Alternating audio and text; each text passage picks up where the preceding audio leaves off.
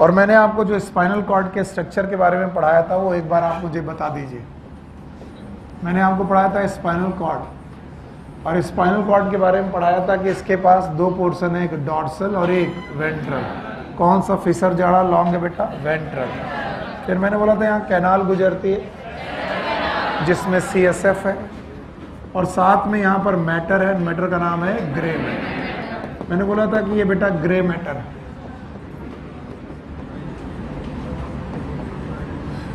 इसके अलावा peripheral portion है जहां पर आपको मिलेगा white matter. So you have two type of matter, one is known as grey matter, another one is known as white matter. फिर मैंने बोला था ग्रे मैटर और व्हाइट मैटर में आपको रिसेप्टर से कुछ बेटा नर्व्स मिलेंगी जो रिसेप्टर से चलेंगी और सेंसरी होगी। मैंने याद कराया था DS, डॉर्सल सेंसरी। और फिर मैंने बोला था मे बी यहाँ पर बीच में इंटर न्यूरॉन मिल जाए, और फिर यहाँ से आपको VM मिलेगा। What is VM? Ventral motor. और ये कहाँ पर जाएगा? इफेक्टर। और फिर मैंने बोला था इसीलिए ज़्यादातर स्पाइनल नर्व जिनमें सेंसरी भी पोर्शन है और मोटर भी पोर्शन, और इसी वजह से वो कैसी कहलाती हैं? मिक्स। और मैंने बोला था ऐसी आपकी बॉडी में कितनी पेयर नर्व हैं? 31 पेयर नर्व हैं, जिनका नंबर आपको याद होगा 8, 12, 5, 8 पेयर है। और इनके नाम है सर्वाइकल, थोरैसिक, लंबर, सैक्रल। तो आज बेटा स्पाइनल कॉर्ड की इन्हीं नर्व से रिलेटेड एक्चुअल टॉपिक जो मैंने कल नहीं पढ़ाया था, जो एक्चुअली NCERT में दिया गया, जो हमारे कोर्स में माना ही जाएगा क्योंकि NCERT में वो एक टॉपिक है, and that is known as reflex action and the reflex arc. Mix nerve क्या होती है? 5, 7, 9, 10, 11 12 मिक्स नर्व नहीं है, वो मैंने देख लिया। 5, 7, 9, 10 केवल मिक्स हैं। कल आप लोगों ने कंफ्यूज किया था, इस वजह से बोल रहे हैं। कौन कौन सी मिक्स थी? 5, 7, 9, 10, वो आप सही कर लीजिए। 5, 7, 9, 10 ये मिक्स है। और बेटा सेंसरी याद है? 1, 2, 8 ये क्या कैसी थी? सेंसरी। ये क्रेनियल नर्व की बात है, और इसके अलावा बाकी बची हुई। So please recheck once more, एक बार और चेक कर लीजिए। ये मैंने देख लिया, मुझे जो कुछ भी मिला गूगल में मिला और सब जगह मिला, 5, 7, 9, 10 दे आर द मिक्स। चलिए आज हमारा जो टॉपिक है it is known as reflex action and reflex arc.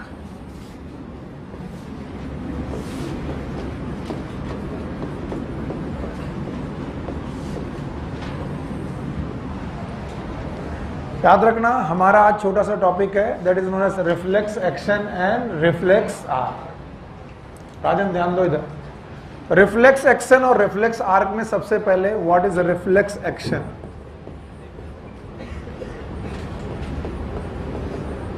अगर आपसे कभी कोई पूछे व्हाट इज रिफ्लेक्स एक्शन, तो आप बताएंगे reflex action is a response. अगर आप इतना बोल पाए तो आप बहुत बोल रहे हैं। इट इज अ, फिर से बोलो। कभी मैं पूछूं रिफ्लेक्स एक्शन तो आप बोलेंगे it is a response.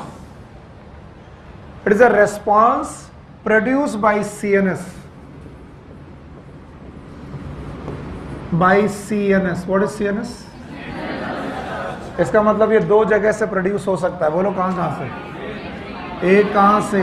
Brain, और एक कहां से? स्पाइनल। पर most of the reflexes they are produce from spinal cord. तो मोस्टली कहां से? Spinal cord. कोई ये बोले कि हमेशा स्पाइनल कॉर्ड से, बात सही नहीं। रिफ्लेक्स एक्शन कहीं का भी हो सकता है, ब्रेन का भी हो सकता है, स्पाइनल कॉर्ड का भी हो सकता है, लेकिन ज्यादातर समय पर स्पाइनल कॉर्ड। चलो what is reflex action? It is a response which is produced by CNS। पक्का? अब ध्यान सुनना, मैं कुछ पॉइंट लिखने वाला हूं, इनको लर्न करना। एंड दिस रिस्पॉन्स इज, ये कैसा रिस्पॉन्स है? सर मान लिया रिस्पॉन्स सर पैदा हुआ CNS से या स्पाइनल कॉर्ड से, पर ये बाकी रिस्पॉन्स से अलग क्यों है? इसका नाम रिफ्लेक्स एक्शन क्यों है? तो बोला गया ये रिस्पॉन्स के पास 3 या 4 प्रॉपर्टी हैं।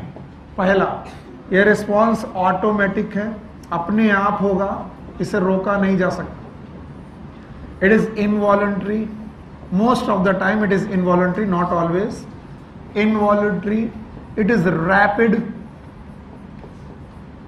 And it is stereotype. ये 4 शब्द मुझे आपसे चाहिए, बताओ कैसा?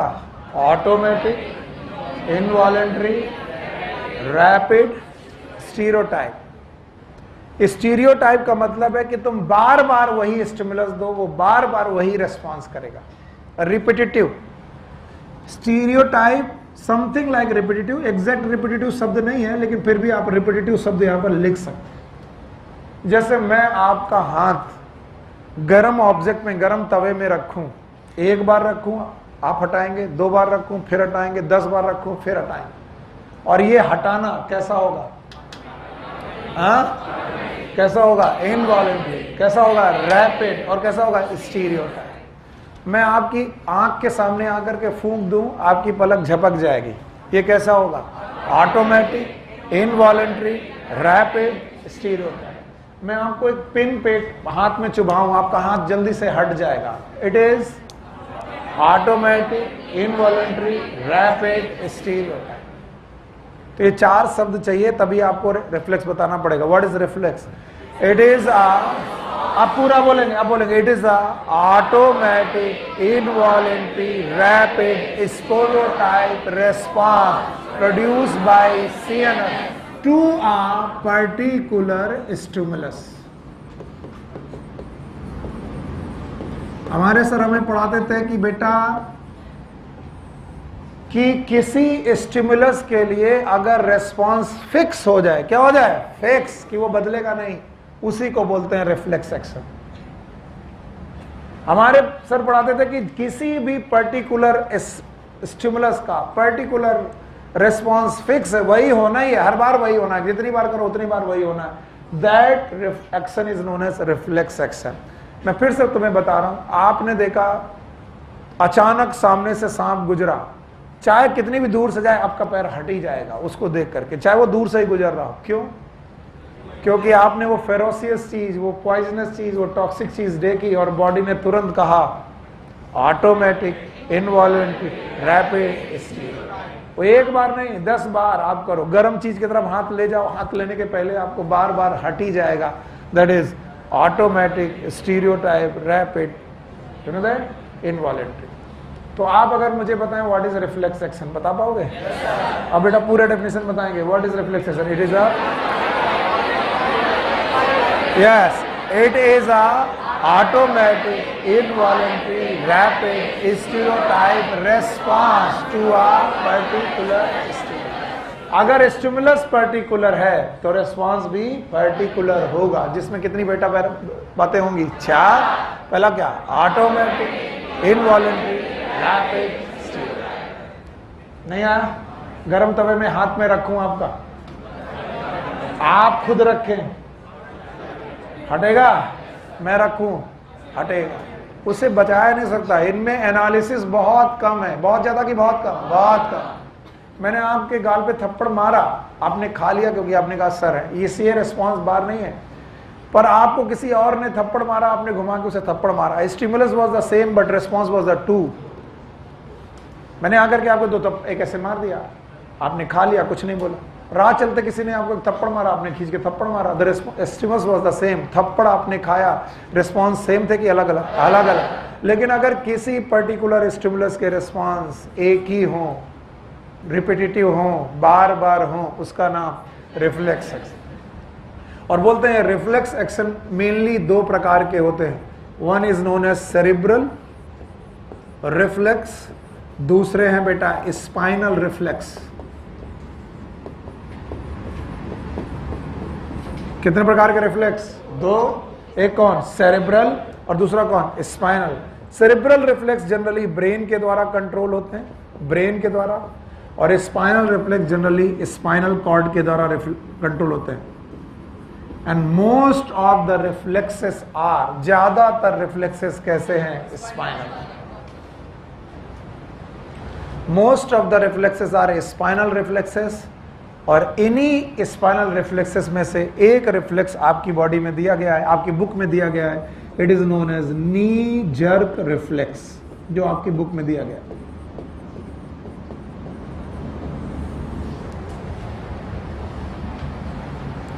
तो knee jerk reflex is a cerebral reflex और स्पाइनल। अच्छा, मैं इसे बोर्ड को हटा दूं, डेफिनेशन बता पाओगे? चलो भाई, डेफिनेशन बताएंगे आप लोग। What is reflex? 4 बातें याद है? It is automatic involuntary stereotype response to a particular stimulus. पक्का?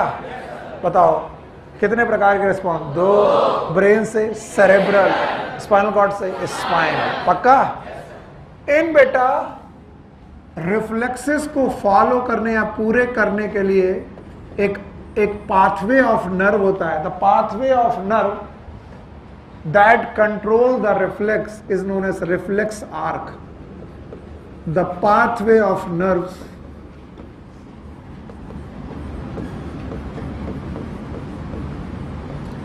which control reflex action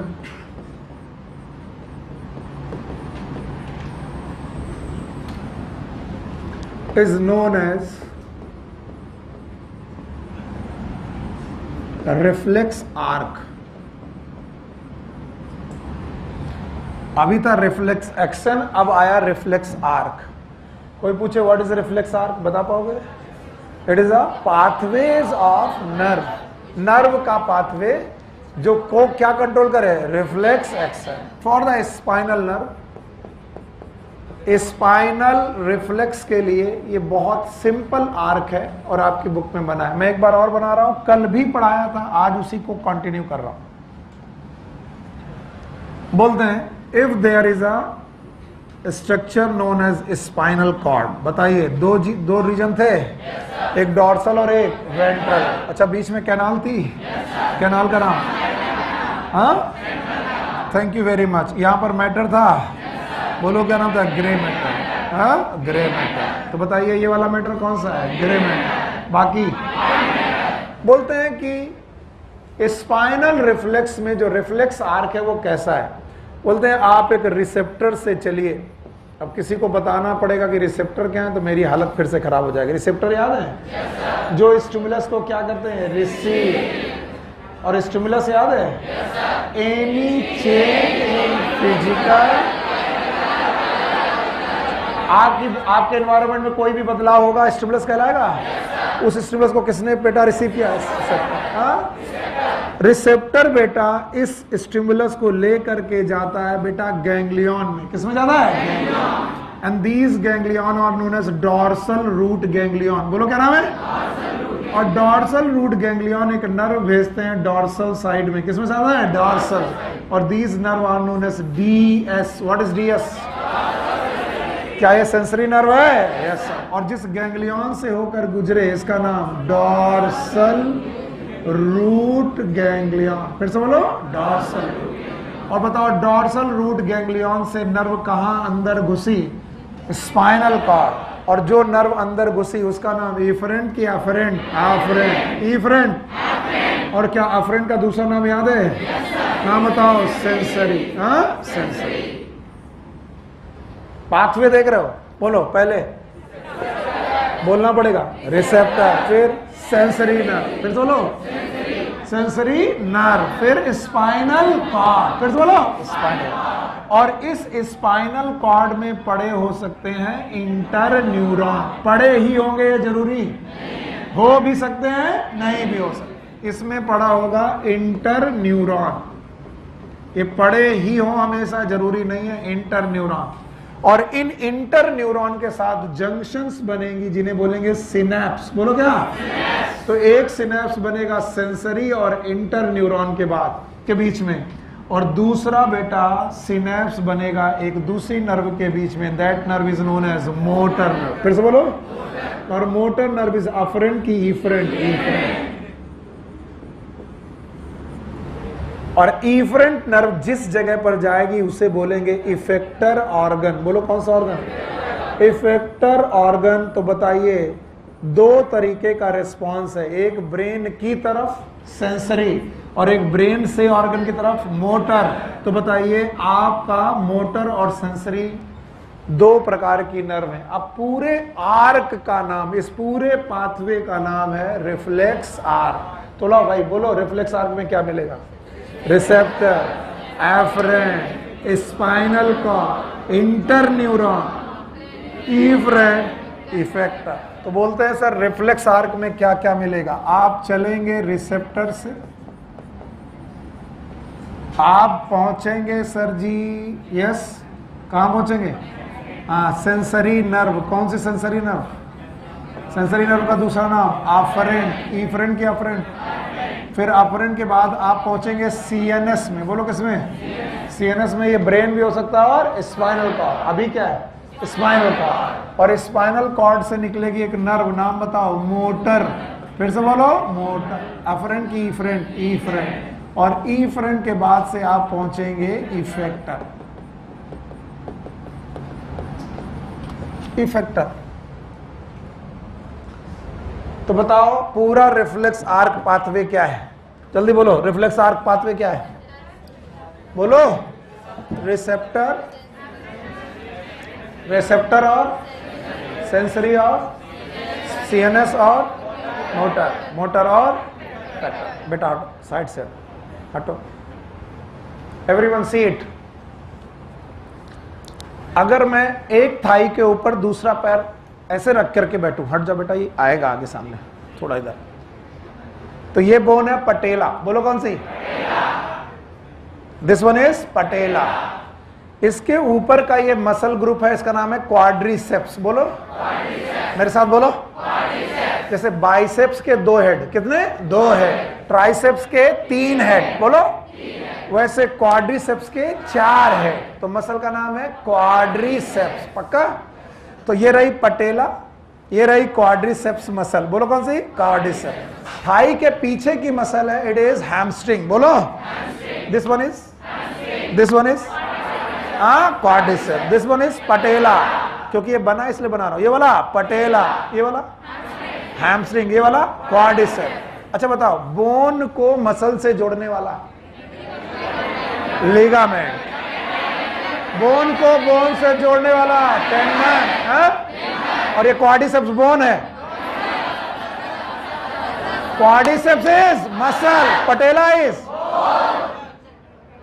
तो बोन को मसल से जोड़ने वाला टेंडन। फिर से बोलो। अब देखना ध्यान से, टेंडन। बेटा रॉड दो की यहां पर पड़ी, रॉड है।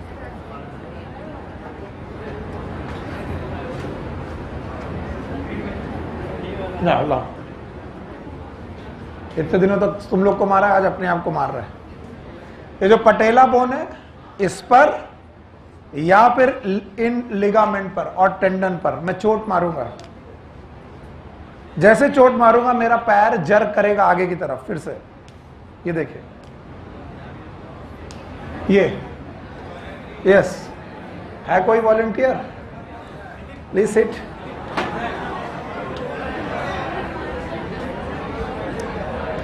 बैठिए, एक पैर दूसरे के पैर में।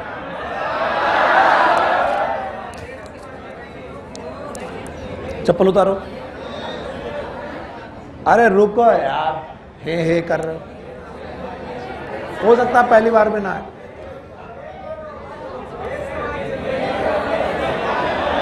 वाह, ये तुम कंट्रोल कर रहे हो कि अपने आप हो रहा है? अपने आप हो रहा। अरे भाई ज्यादा नहीं मार सकता, ज्यादा मारूंगा तो टेंडन टूट सकता है, इसलिए स्लोली मार रहा हूं, इसलिए स्लोली जर्क आ रहा है। ये देखिए, अब ये तो मैंने नहीं किया तो तुम कह सकते हो सर खुद ही कर रहे थे, ये इसने खुद किया है।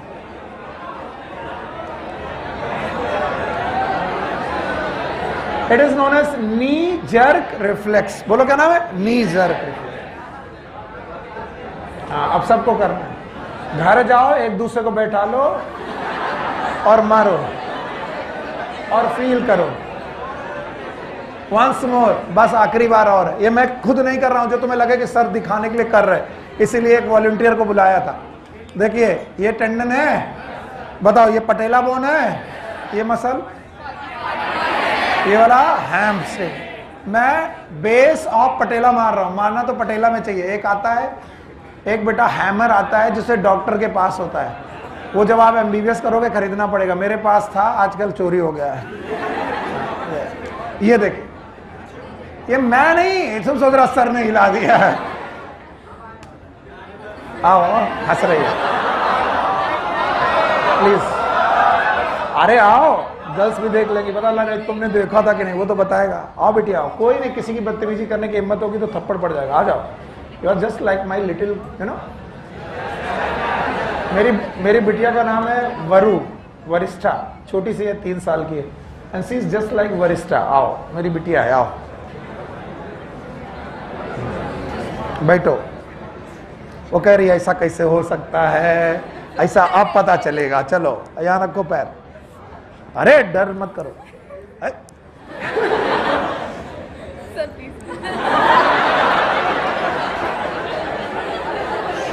जाओ जाओ जाओ जाओ।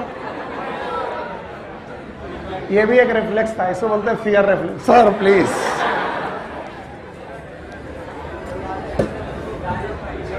नहीं, सबसे ज्यादा शक इन्हीं को था, ऐसा थोड़ी ना सर खुद ही कर रहे होंगे। हाँ। राजन नहीं मान रहे, राजन को ये रिफ्लेक्स दिखाने के लिए बड़ा हथौड़ा चाहिए। अच्छा अब सुनो, बस हो गई पढ़ाई। तुम लोग को ऐसे काम बड़े अच्छे लगते हैं, and whenever teacher do such type of things, क्या पढ़ाया भाई। अबे कुछ नहीं पढ़ाया मैंने, पढ़ाया इसे बोलते हैं, पढ़ाना इसे बोलते हैं।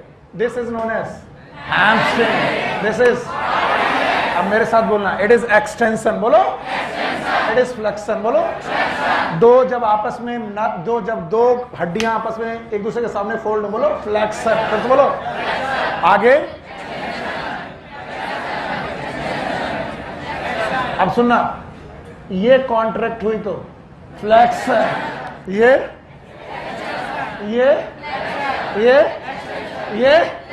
तो बताओ मेरी थाई पर मेरी जो आगे वाला लिम्ब है वो फोल्ड हो रहा, किस वजह से? दो, या तो फ्लेक्शन या तो एक्सटेंशन। फोल्ड हुआ तो एक्सटेंड हुआ तो बताओ फोल्ड करने के लिए कौन सी मसल?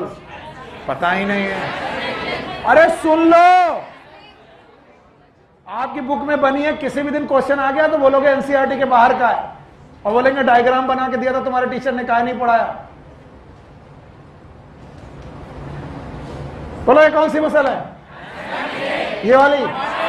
अब बोलो क्वाड्रिसेप्स कांटेक्ट हुई तो, और फ्लेक्शन, एक्सटेंशन। और जरा नी जर्क रिफ्लेक्स में देखो क्या हो रहा है। जैसे ही मैं मार रहा हूं, आपका पैर फ्लेक्स हो रहा कि एक्सटेंड? एक्सटेंड। फ्लेक्स की एक्सटेंड। इसका मतलब मैं चाहता हूं मेरी थाई मसल की पीछे वाली मसल कॉन्ट्रैक्ट हो कि रिलैक्स? रिलैक्स। और आगे वाली कॉन्ट्रैक्ट। अब कुछ लोग तो इसी में सोचेंगे ऐसा कैसे?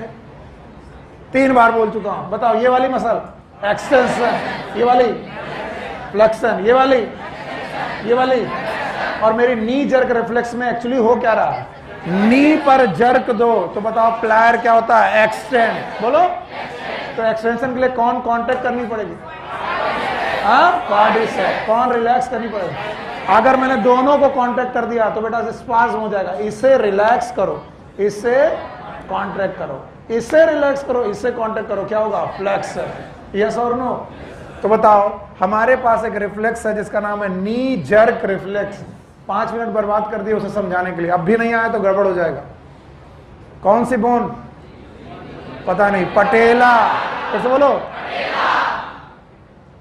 और अपनी एनसीईआरटी बुक देखो, और जहां रिसेप्टर लिखा हो रिसेप्टर ही लिखना।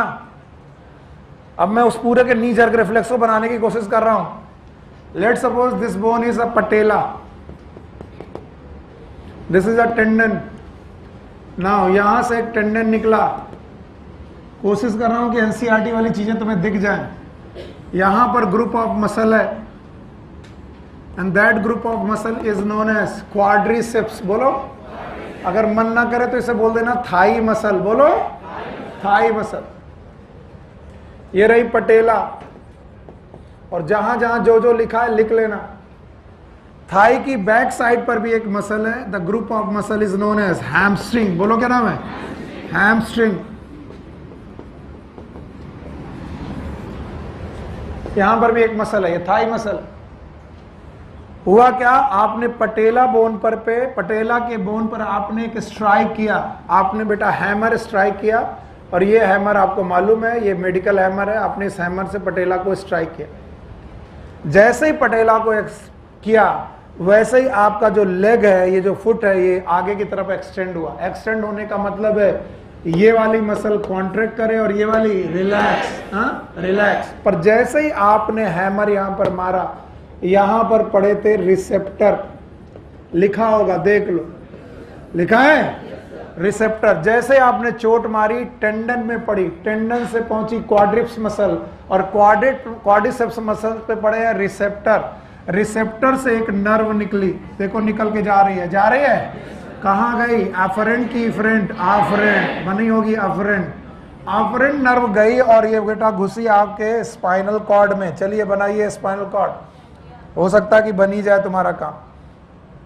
चलो पहले स्पाइनल कॉर्ड बनाओ, बीच में कैनाल, सेंट्रल कैनाल, डॉर्सल की वेंट्रल, डॉर्सल, ये वाला वेंट्रल। अच्छा बताओ जल्दी जल्दी मुझे बताओ, ये वाला मैटर कौन सा है, ग्रे मैटर, और ये वाला व्हाइट मैटर। यहाँ पर एक गैंग्लियन बना है, क्या लिखा है, डॉर्सल रूट गैंग्लियन, बना है कि नहीं, नहीं लिखा है। हाँ, तो जो भी मैं पढ़ा रहा हूँ एनसीईआरटी के बाहर नहीं है, आपकी एनसीईआरटी में लिखा है। ये बात और है कि थ्योरी में नहीं लिखा। डॉर्सल रूट गैंग्लियन में आपकी एफरेंट नर्व एंट्री कर गई। एफरेंट नर्व एंट्री करने के बाद पहुंची और इसने दो ब्रांचेस निकाली। देखोगे ध्यान से तो नीली नीली कलर की दो ब्रांचेस निकली हैं। इनमें से एक नर्व बिना इंटर न्यूरॉन के, विदाउट इंटर न्यूरॉन के सिनेप्स बनाएगी।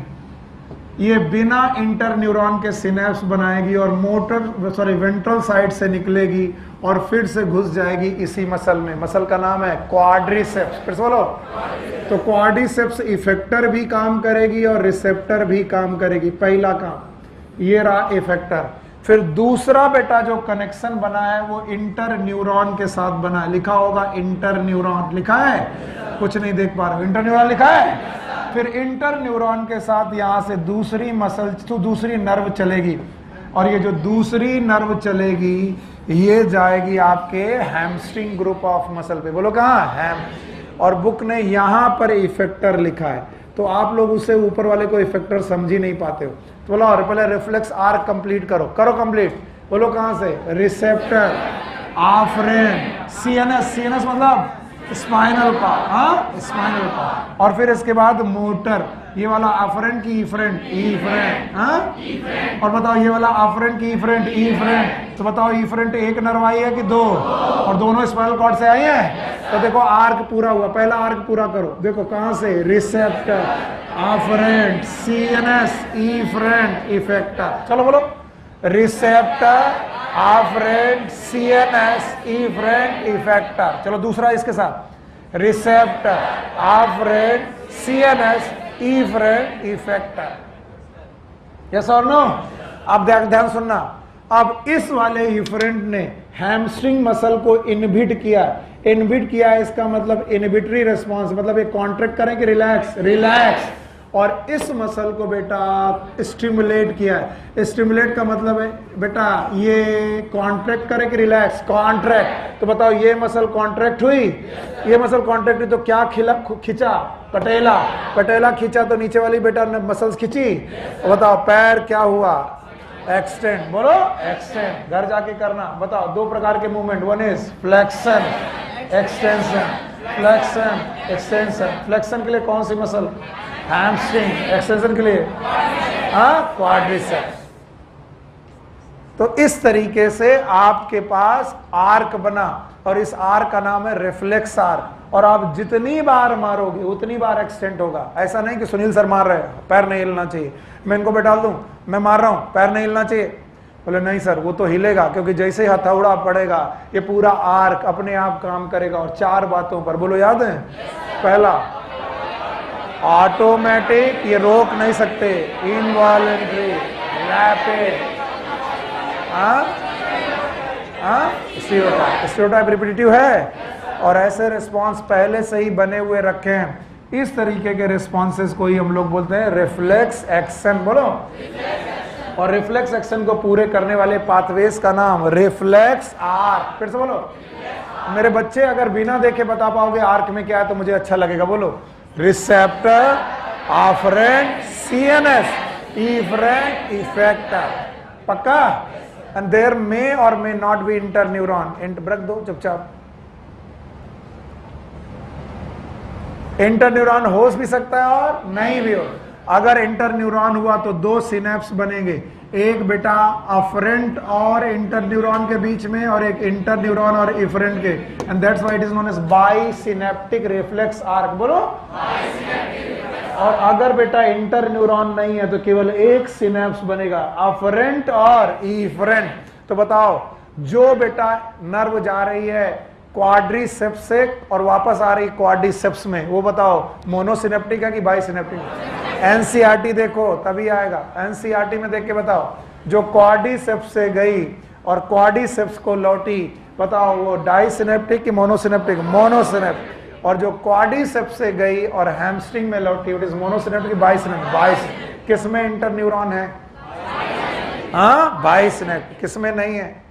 मोनोसिनेप्टिक। और जिस दिन भी ये क्वेश्चन बना, पता नहीं कब बनेगा, जिस दिन छक जाएंगे नॉर्मल क्वेश्चन बनाते बनाते, उस दिन वो डायग्राम में घुसेंगे और उस दिन पूछेंगे और तुम बोलोगे सर ये तो एनसीईआरटी में लिखा ही नहीं है, तो वो बताएंगे देखो एक है मोनोसिनेप्टिक और एक है बाइसिनेप्टिक। इवन वो ये तक पूछ सकते हैं कि बताओ किस रिफ्लेक्स आर्क में इंटरन्यूरॉन का काम है?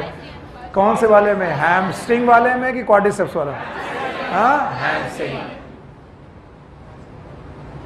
And it is very evident by your diagram. अपने डायग्राम को ध्यान से देखो और इस तरीके से इसमें पढ़ने की कोशिश करो। रिफ्लेक्स आर्क वैसे कुछ भी नहीं है रिफ्लेक्स आर्क में। जब पढ़ूंगा तो मुझे लगेगा इतना कम दिया सर ने, बहुत ज्यादा पढ़ा दिया। मैं पढ़ रहा हूं, देखो reflex arc. You must have experience sudden withdrawal of body part which come in contact with object that are extremely hot, cold, pointed और एनिमल दैट आर स्कैरी और poisonous.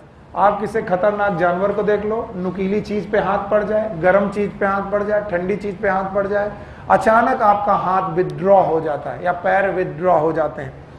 Okay, the entire process of response to a peripheral nervous stimulus occur involuntary without conscious effort or thought and require the involvement of part of central nervous system is known as reflex arc। मैंने इसके 4 point बोले थे, याद है? It was rapid, involuntary, अच्छा ये अपने आप होगा और हमारा इस पे कोई कंट्रोल नहीं। रैपिड होगा। आगे चलिए, अगला पॉइंट पढ़ रहा हूं मैं। The reflex pathway comprises at least, कम से कम क्या चाहिए? एक अफरेंट, एक इफरेंट, एक रिसेप्टर और एक इफेक्टर। कम से कम 4 चीजें चाहिए। देखो लिखा होगा, require at least 1 afferent neuron, जो कहां से आ रहा है? रिसेप्टर, ब्रैकेट में लिखा रिसेप्टर, एंड 1 इफरेंट न्यूरॉन, जो कहां जा रहा है? इफेक्टर। ओके, आगे चल रहे, neuron appropriately arrange in a series. तो बताओ सीक्वेंस बताओ, मिनिमम सीक्वेंस बताओ। Receptor, afferent, CNS, efferent, effector. आगे लिखो, आगे क्या लिखा हुआ? The afferent neuron receive a signal from the sensory organ and transmit the impulse via dorsal nerve root into CNS. What it is? Dorsal root ganglion. आ गया? What is डीएसवीएम?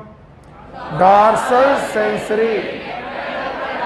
पाल साहब कहाँ हो? DSVM, dorsal sensory ventral motor. याद आया? आगे चलो, at the level of spinal cord the efferent neuron then carries signal from CNS to the effector. The stimulus and response thus form a reflex arc shown below in the knee jerk reflex। नाम भी दिया है, बोलो क्या नाम है? knee jerk reflex। You should carefully study। और उन्होंने बोल दिया you should, हाँ, क्योंकि किसी भी दिन क्वेश्चन पूछेंगे डायग्राम से। Carefully study to understand the mechanism of knee jerk reflex. और किसी ने इसमें लिखा है भयंकर इंपॉर्टेंट। दुनिया में हर चीज इंपॉर्टेंट है, चाहे वो भयंकर हो। ये क्या लिखने का तरीका है? भयंकर क्योंकि आता नहीं है। अच्छा, उन्होंने बोला यू शुड स्टडी केयरफुली। कैसे? केयर। और तुम केयरफुली स्टडी कर पाओगे? नहीं। बताओ, कौन सी मसल है ये? क्वाड्रिसेप्स। केयरफुली में पढ़ा, ये कौन? क्वाड्रिसेप्स। ये हैमस्ट्रिंग, ये वाली पटेला है। पटेला बोन के नीचे मारा, एक्सीडेंट हुआ, कौन कॉन्ट्रैक्ट हुई? क्वाड्रिसेप्स। कौन रिलैक्स हुई?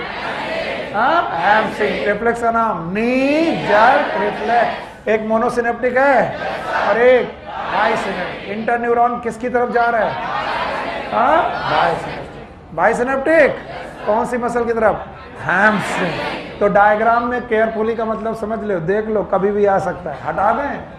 हटा दे रहे। अब सुनो, reflex can be of two type. ये एक्स्ट्रा है, पढ़ा दें? नहीं सर, पढ़ाएंगे तो है ही है, क्वेश्चन आता है। रिफ्लेक्स दो प्रकार के होते हैं। Reflex action can be of two types. One is known as unconditional reflex.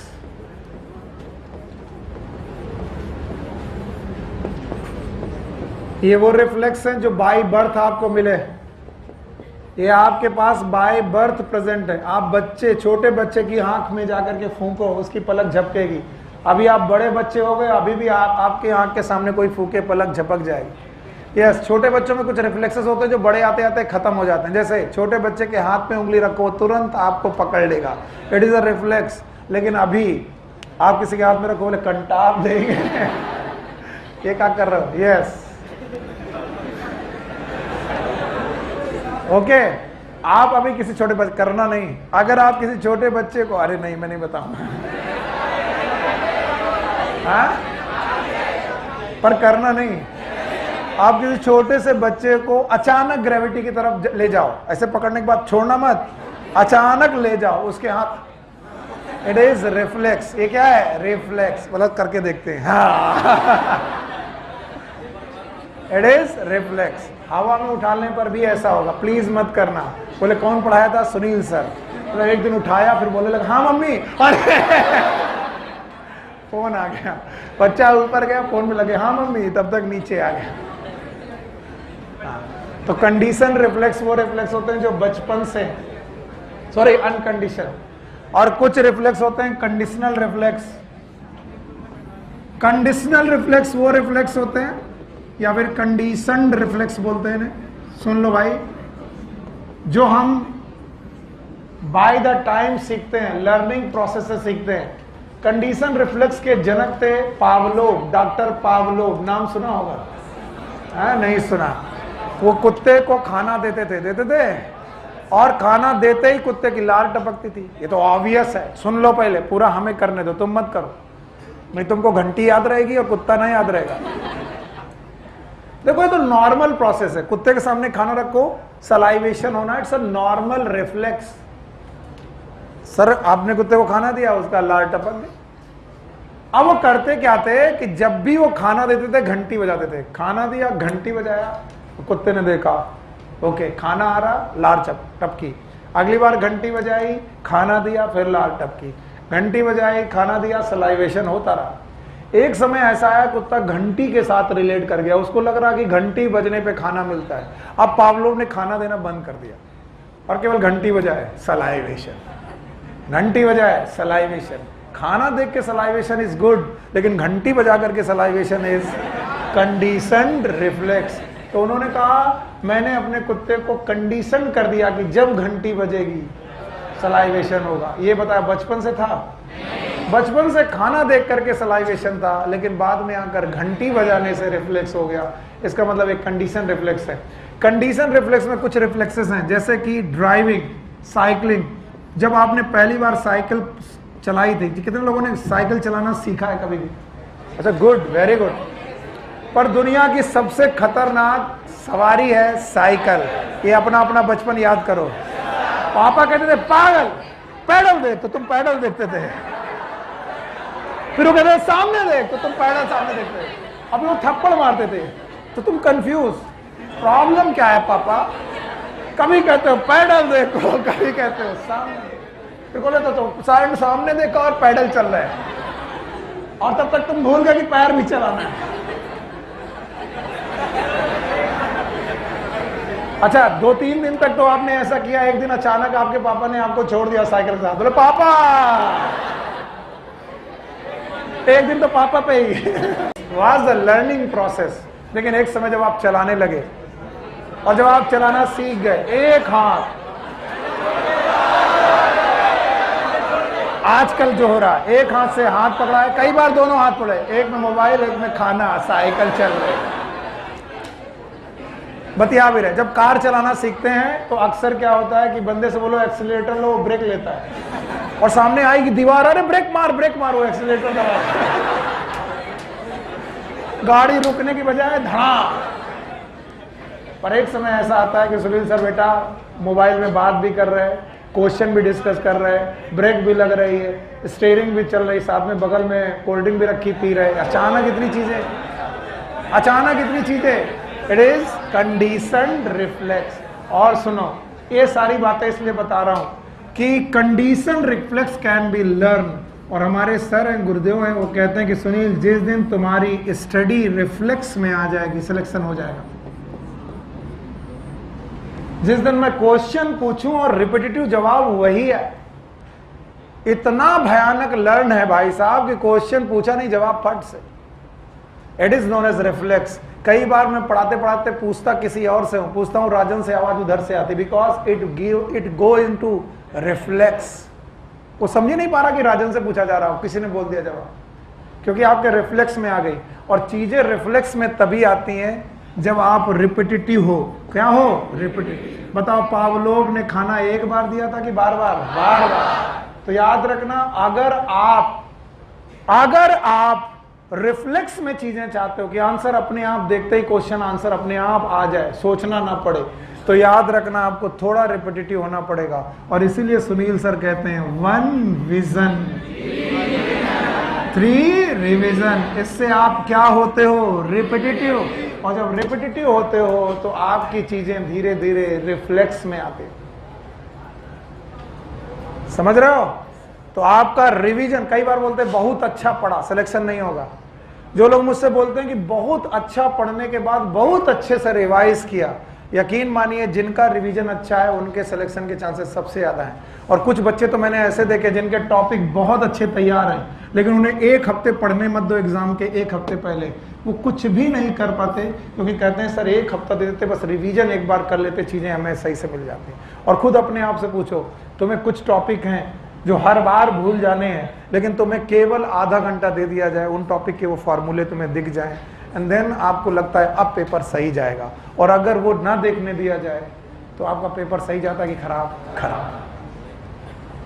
मैं फिर आपसे बोल रहा हूं, कैसे भी करो, मेरे साथ करो, अपने साथ करो, किसी और के साथ करो, रिवीजन जरूर करो चीजों का। सिलेक्शन नहीं होगा बिना रिवीजन के। ये बात आपके रिफ्लेक्स में आने के लिए मैं इसे 3 बार दोहरा रहा हूं, बिना रिवीजन के सिलेक्शन नहीं। So go for revision with anyone, no, अपने आप करो, कैसे भी करो अपने आप। ये नहीं कह रहा हूं कि नहीं भैया तुम मेरे साथ ही आगे करो, कहीं से भी करो, किसी भी टीचर के साथ करो, बस रिवीजन करो, टॉपिक को वापस दोहराओ। मुझे कुछ बच्चे ऐसे मिले कि सर आपने जब पढ़ाया था तो टॉपिक समझ में आया था, अब मुझे लगता है कि पूरा फ्लश आउट हो गया, कुछ याद ही नहीं आ रहा कि इस चैप्टर में क्या था। और उसी याद रखने के लिए मैंने तुमको एक तरीका अपनाया था, गो बाय द हेडिंग्स। किसके द्वारा? हेडिंग। तो जब हम लोग चैप्टर पढ़ते हैं तो हमारे पास क्या आने चाहिए? हेडिंग्स। जैसे हमने 2 चैप्टर 2 दिनों में रिवाइज किए, तो लिविंग वर्ड में क्या हमारी सारी हेडिंग्स जेब में है? यस। क्या हमने रिवीजन किया बायोलॉजिकल क्लासिफिकेशन का? क्या हमारे पास हेडिंग है? तो जो हेडिंग्स आपके दिमाग में चलेंगी वो बार बार आपको रिवाइज कराएंगे और आप उस प्रोसेस में आएंगे जिसका नाम है 1 vision 3। You got my point? तो बताओ, रिफ्लेक्स कितने प्रकार के थे? 2। एक कौन? अनकंडीशन और एक कंडीशन, जो बचपन से मिला अनकंडीशन, और जो बाद में लर्न किया। बताओ, driving is condition, cycling is condition, लेकिन बेटा जो आपका नी जर्क है अनकंडीशन। बोलो अनकंडीशन। चलिए इसके बाद नर्वस सिस्टम खत्म हो जाता है, आगे टॉपिक आता है सेंसरी रिसेप्शन। सेंसरी रिसेप्शन, ये छोटा सा टॉपिक आता है, इसे समझिए। एंड प्रोसेसिंग, थोड़ा सा शब्द और लिखा है, सेंसरी रिसेप्शन एंड प्रोसेसिंग। वैसे हम लोगों ने अलग अलग प्रकार के ग्रंथों में पढ़ा है कि हमारे पास 5 ज्ञानेंद्रियां हैं। कितनी ज्ञानेंद्रियां? 5 ज्ञानेंद्रियां याद है? बोलो। अभी मैं उन 5 ज्ञानेंद्रियों के नाम यहां लिख रहा हूं, आप पहले उन्हें समझिएगा और फिर मुझे भी बताइएगा। ओके। सेंसरी रिसेप्शन में सबसे पहला टॉपिक आता है रिसेप्टर। मेरे बच्चे, इसका जवाब आपसे चाहिए मुझे। What is receptor? आप मुझसे बोलेंगे इट इज अ सेल, बोलो। इट इज अ टिश्यू, बोलो। It is a organ, it is a organ, बोलो। It is a tissue organ, फिर से बोलो। It is a cell tissue organ that can receive the stimulus and send it to the CNS। क्या? CNS। What is receptor? Please बोलिए। It is a cell tissue और organ, okay, which can receive the stimulus and can send it to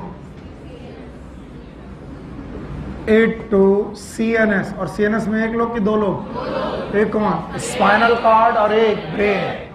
Those cells, those tissues, those organs are known as receptor। उन्हीं कोशिकाओं, उन्हीं tissues, उन्हीं organ का नाम receptor है। और वो रिसेप्टर टोटल आपकी बॉडी में 5 प्रकार के हैं। सबसे पहला रिसेप्टर जो आपको आना चाहिए, आप ध्यान से सुनेंगे, आएगा आपको, and it is known as tactile receptor. Tactile receptor, also known as touch receptor,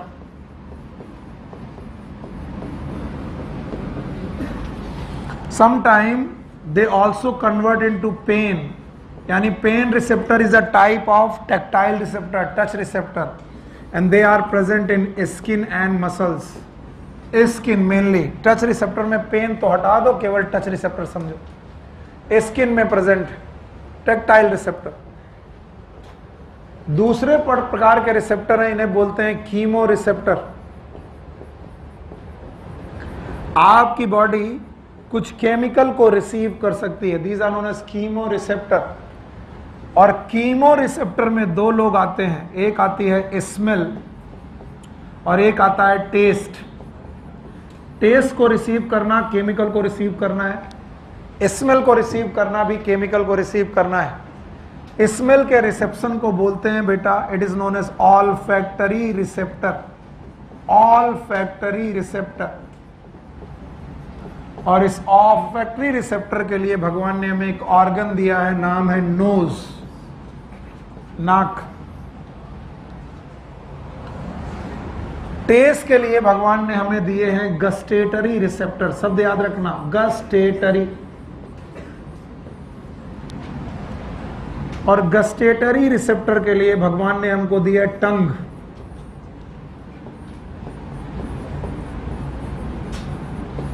तो नोज और टंग ऑलमोस्ट एक ही मैकेनिज्म पे काम करते हैं, और वो मैकेनिज्म है कीमो रिसेप्शन की।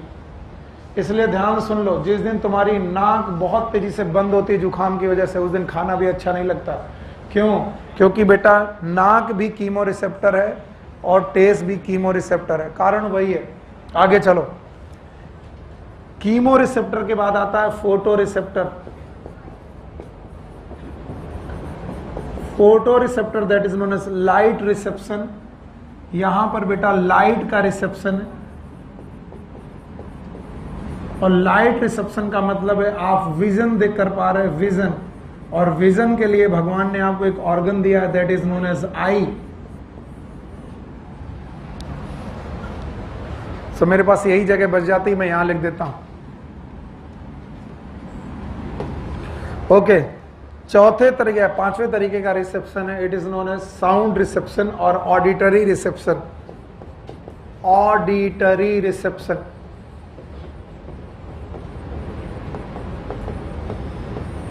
ऑडिटरी रिसेप्शन, इसके लिए भगवान ने आपको दिया है बेटा ईयर,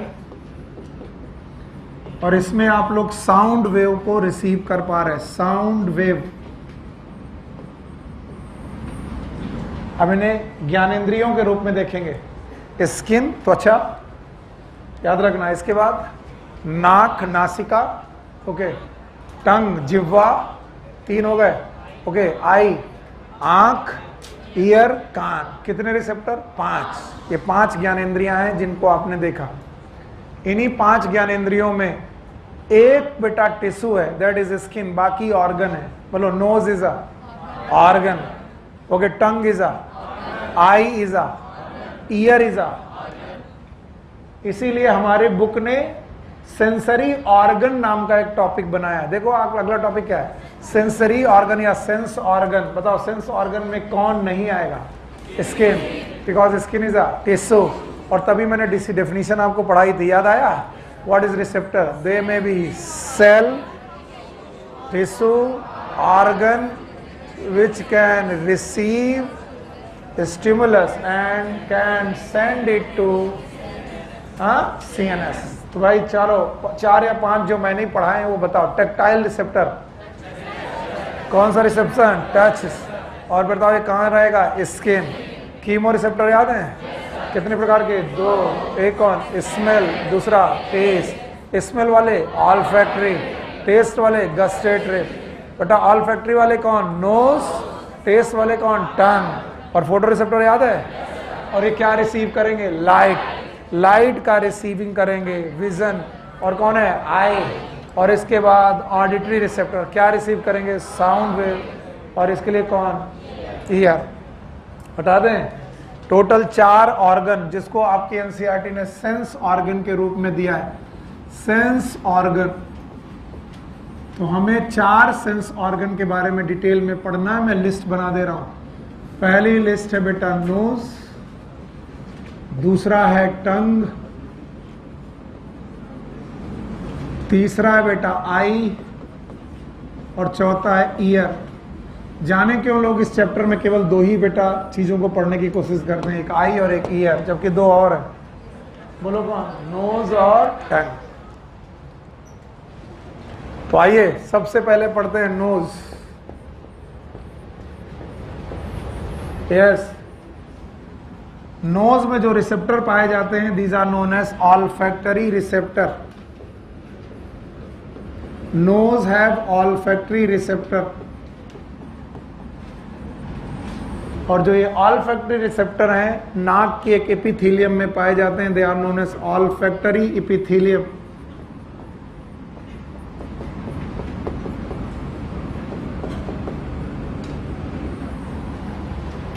So nose में पाए जाने वाले receptor they are known as olfactory receptor, और इनमें पाई जाती है epithelium, those known as olfactory epithelium. I am trying to make it, please मेरी मदद करिएगा। Okay, if this is a nose, it's a nasal cavity. आगे ये वाला स्ट्रक्चर आपको मालूम है कि मैं क्या बनाने जा रहा हूं। यहां पर है पैलेट। बोलो क्या बेटा? पैलेट। मैंने लाइन खींची, not the real diagram, it is अ रे डायग्राम। रे डायग्राम में मैंने मान लिया ये पैलेट और ये माउथ वाला पोर्शन है, तो प्लीज आप इसे मान लीजिए कि माउथ वाला पोर्शन। इसी के ऊपर यहां पर है आई ऑर्बिट। बोलो क्या है? आई ऑर्बिट। और बेटा पीछे वाला पोर्शन, ऑर्बिट आगे इधर कहीं है और पीछे वाला पोर्शन। इसी पीछे वाले पोर्शन पे above side of the nasal cavity, nasal cavity के ऊपरी भाग में यहां पर बेटा एक एपिथेलियम पाई जाती है, that is known as olfactory epithelium. This epithelium is known as olfactory epithelium. आपको लगेगा सर इतना डिटेल में क्यों जा रहे हैं? मैं अभी आपको एनसीईआरटी की लाइन पढ़ाऊंगा, आपको लगेगा जाना बहुत जरूरी था। Olfactory epithelium have 3 type of cell. कितने प्रकार की सेल? 3 सर। ये बात मैं नहीं कह रहा हूं, एनसीईआरटी कह रही। olfactory epithelium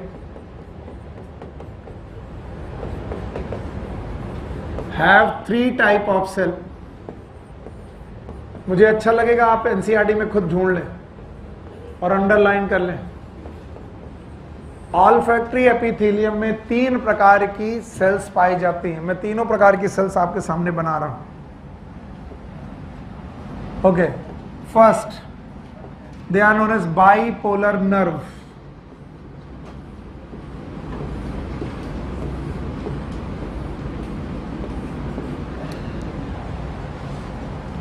आपकी एनसीईआरटी में लिखा बाबू, अंडरलाइन मिला, ला पढ़ दें, नहीं कहो कहने बाहर से पढ़ा रहा, पढ़ो, पहले तुमको खुश कर दें। पेज नंबर 323, दूसरा paragraph. The nose contain mucus coated receptor which are responsible for receiving the sense of smell and are called as olfactory receptor. देखो क्या लिखा है, देखो क्या लिखा है, ऑल्फैक्टरी रिसेप्टर। आगे लिखा होगा these are made up of olfactory epithelium. बताओ ये क्या लिखा है, बोलो, ऑल्फैक्टरी एपिथेलियम लिखा हुआ है। आगे लिखा हुआ है olfactory epithelium. Okay, these are made up of, बोलो, 3 काइंड ऑफ सेल्स। और वो भूल गए बताना कि कौन कौन सी सेल है। बस मैं वही गलती कर रहा हूं कि वो 3 सेल बताने की कोशिश कर रहा हूं। पहली सेल का नाम है रिसेप्टर सेल। बोलो क्या नाम है, रिसेप्टर सेल। पहली सेल है रिसेप्टर सेल, जो कि एक बाइपोलर नर्व है। सब बाइपोलर नर्व। रिसेप्टर सेल के साथ साथ हैं कुछ सेल्स जो बेटा बेस ऑफ द एपिथेलियम में प्रेजेंट है, and these are known as basal cells. तीनों सेल के नाम मैं पूछूंगा। एनसीईआरटी ने बोला 3 प्रकार की सेल, मैं तीनों प्रकार के नाम पूछूंगा। पहला बोलो रिसेप्टर सेल, दूसरा बेसल सेल, और तीसरे प्रकार की सेल हैं जो इन दोनों को सपोर्ट कर रही हैं, and these are known as supporting cell.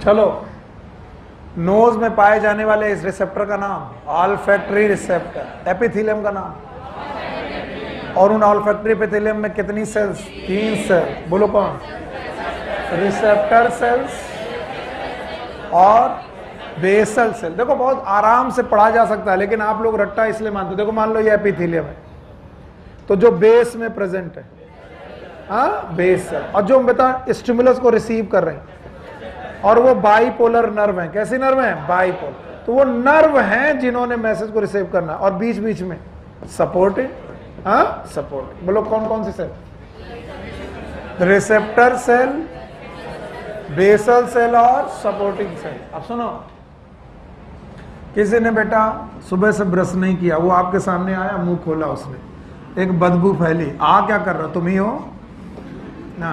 तो ये सर बदबू वाली बातें क्यों करते हो, खुशबू वाली बातें क्यों नहीं करते हो? करता हूं। कोई बढ़िया नहा धो के आया, परफ्यूम लगा के आया, आपके बगल में बैठ गया है, अचानक उसने फिजा में बेटा केमिकल फैला दिए। ये जो केमिकल है डिफ्यूजन के द्वारा आपकी नाक के अंदर घुसे, और नाक के अंदर घुसते ही ये बेटा बाइपोलर नर्व द्वारा रिसीव किए गए, और जैसे ये बाइपोलर नर्व द्वारा रिसीव किए गए, इन नर्व ने एक एंड से इस सारे स्टिमुलस को रिसीव किया और दूसरे एंड में पहुंचा दिया। Bipolar nerve, they are the nerve which receive the stimulus from exterior. ये एक्सटीरियर का मतलब है बाहर से, लेकिन इस पूरे स्टिमुलस को उन्होंने पकड़ के दूसरी साइड भेज देना है, और दूसरी साइड में एक बल्ब प्रेजेंट है। इस बल्ब का नाम है ऑल्फैक्टरी बल्ब। बोलो का नाम, ऑल्फैक्टरी बल्ब। भैया भगवान करे तुम्हें एकदम सही बच्चे मिल जाए, बात हो जाए। बताओ ऑल्फैक्टरी बल्ब किसी लोब में जाएगा?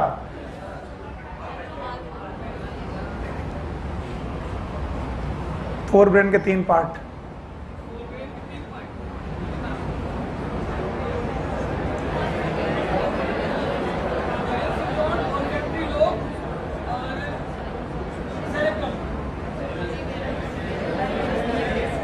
क्या मैंने आपको कभी ऑल्फैक्टरी लोब पढ़ाया था? ये लोब है कि बल्ब?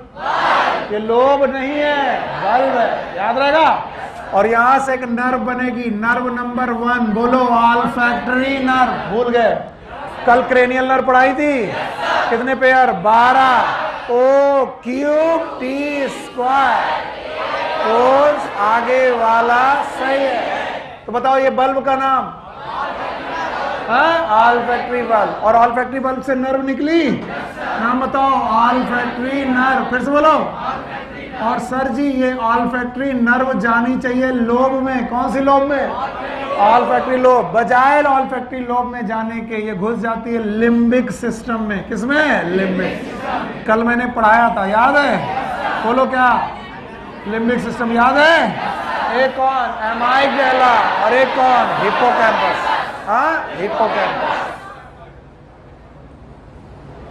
चाहे किसी को कुछ भी कह रहा हो कि सर बड़ा इजी है, पर ये लाइनें एनसीईआरटी में लिखी थी और तुम्हें आज तक नहीं मालूम थी, आज तक नहीं मालूम थी तुम्हें। तुम बोलो क्या कुछ भी, एक आधे लोगों को छोड़ दो। बताओ ऑल्फैक्टरी नर्व ने, सॉरी ये सुनो, ये बोलो, बाइपोलर नर्व ने अपना स्टिमुलस किसको पहुंचाया? Olfactory bulb. ऑल्फैक्टरी बल्ब से क्या बनी? Olfactory nerve. और ऑल्फैक्टरी नर्व कहां घुस गई? Limbic system. बोलो। और देखते हैं लिखा है कि नहीं लिखा। आओ पढ़ो हमारे साथ। Nose contain mucus coated receptor which are specialized for receiving the sense of smell and called as olfactory receptor. These are made up of olfactory epithelium that consist of three kind of cell. तीनों kind of cell के नाम बताओ। Receptor, supporting और basal. The neuron of the olfactory epithelium. Neuron of the olfactory epithelium का मतलब कौन सी? Receptor cell. यही है बाइपोलर नर्व, इन्हीं का नाम है neuron. Neuron of the olfactory epithelium extend from the outside. कहां से? इधर देखो, आउटसाइड टू इनसाइड। देखो, extend from the outside environment and directly into pair of broad bean sized organ known as olfactory bulb. बताओ तो ये कौन सा बल्ब है? Olfactory bulb. And this olfactory bulb, आगे सुनो, which are extension of the brain's limbic system, जो कहां से आया है? ब्रेन के लिम्बिक सिस्टम से। और किस नर्व के द्वारा? Olfactory nerve. फिर से बोलो। और बताओ 12 पेयर ऑफ नर्व में पहली नर्व का नाम? Olfactory nerve. घुसना चाहिए ऑल्फैक्टरी लोब में, लेकिन हमारा ऑल्फैक्टरी लोब बहुत डेवलप नहीं है। मैंने पढ़ाया था ऑल्फैक्टरी लोब हमारा बहुत डेवलप। तो फोर ब्रेन का ऑल्फैक्टरी लोब इज, हम ह्यूमन के केस में डेवलप और लेस डेवलप, इसलिए ऑल्फैक्टरी नर्व कहां घुसी? Limbic system. कॉर्टेक्स की सब कॉर्टिकल। अभी मैं पूछ लेता कि कौन सी नर्व के बारे में बात कही जा रही है, तो सारे लोग बेटा ऑल्फैक्टरी नर्व बोलते, बल्कि वो बोल रहे nerve of epithelium. Nerve of, फिर से बोलो।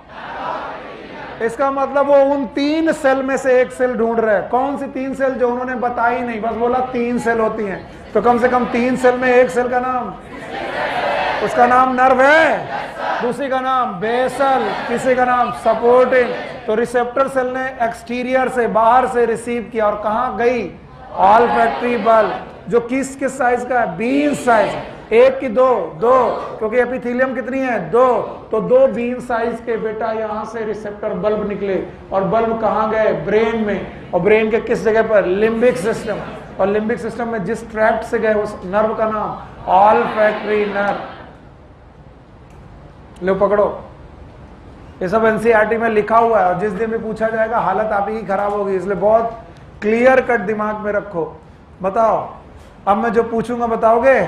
बताओ, नोज में पाए जाने वाले रिसेप्टर, क्या ये कीमो रिसेप्टर हैं? ये बताओ, कीमो रिसेप्टर में हवा में घुले हुए कुछ केमिकल को रिसीव करते हैं? नहीं, पानी में कि हवा में? हवा में घुले हुए कुछ रिसेप्टर बेटा जब जाते हैं तो किस एपिथेलियम में जाते हैं? Olfactory epithelium. कितनी सेल हैं? तीनों याद हैं?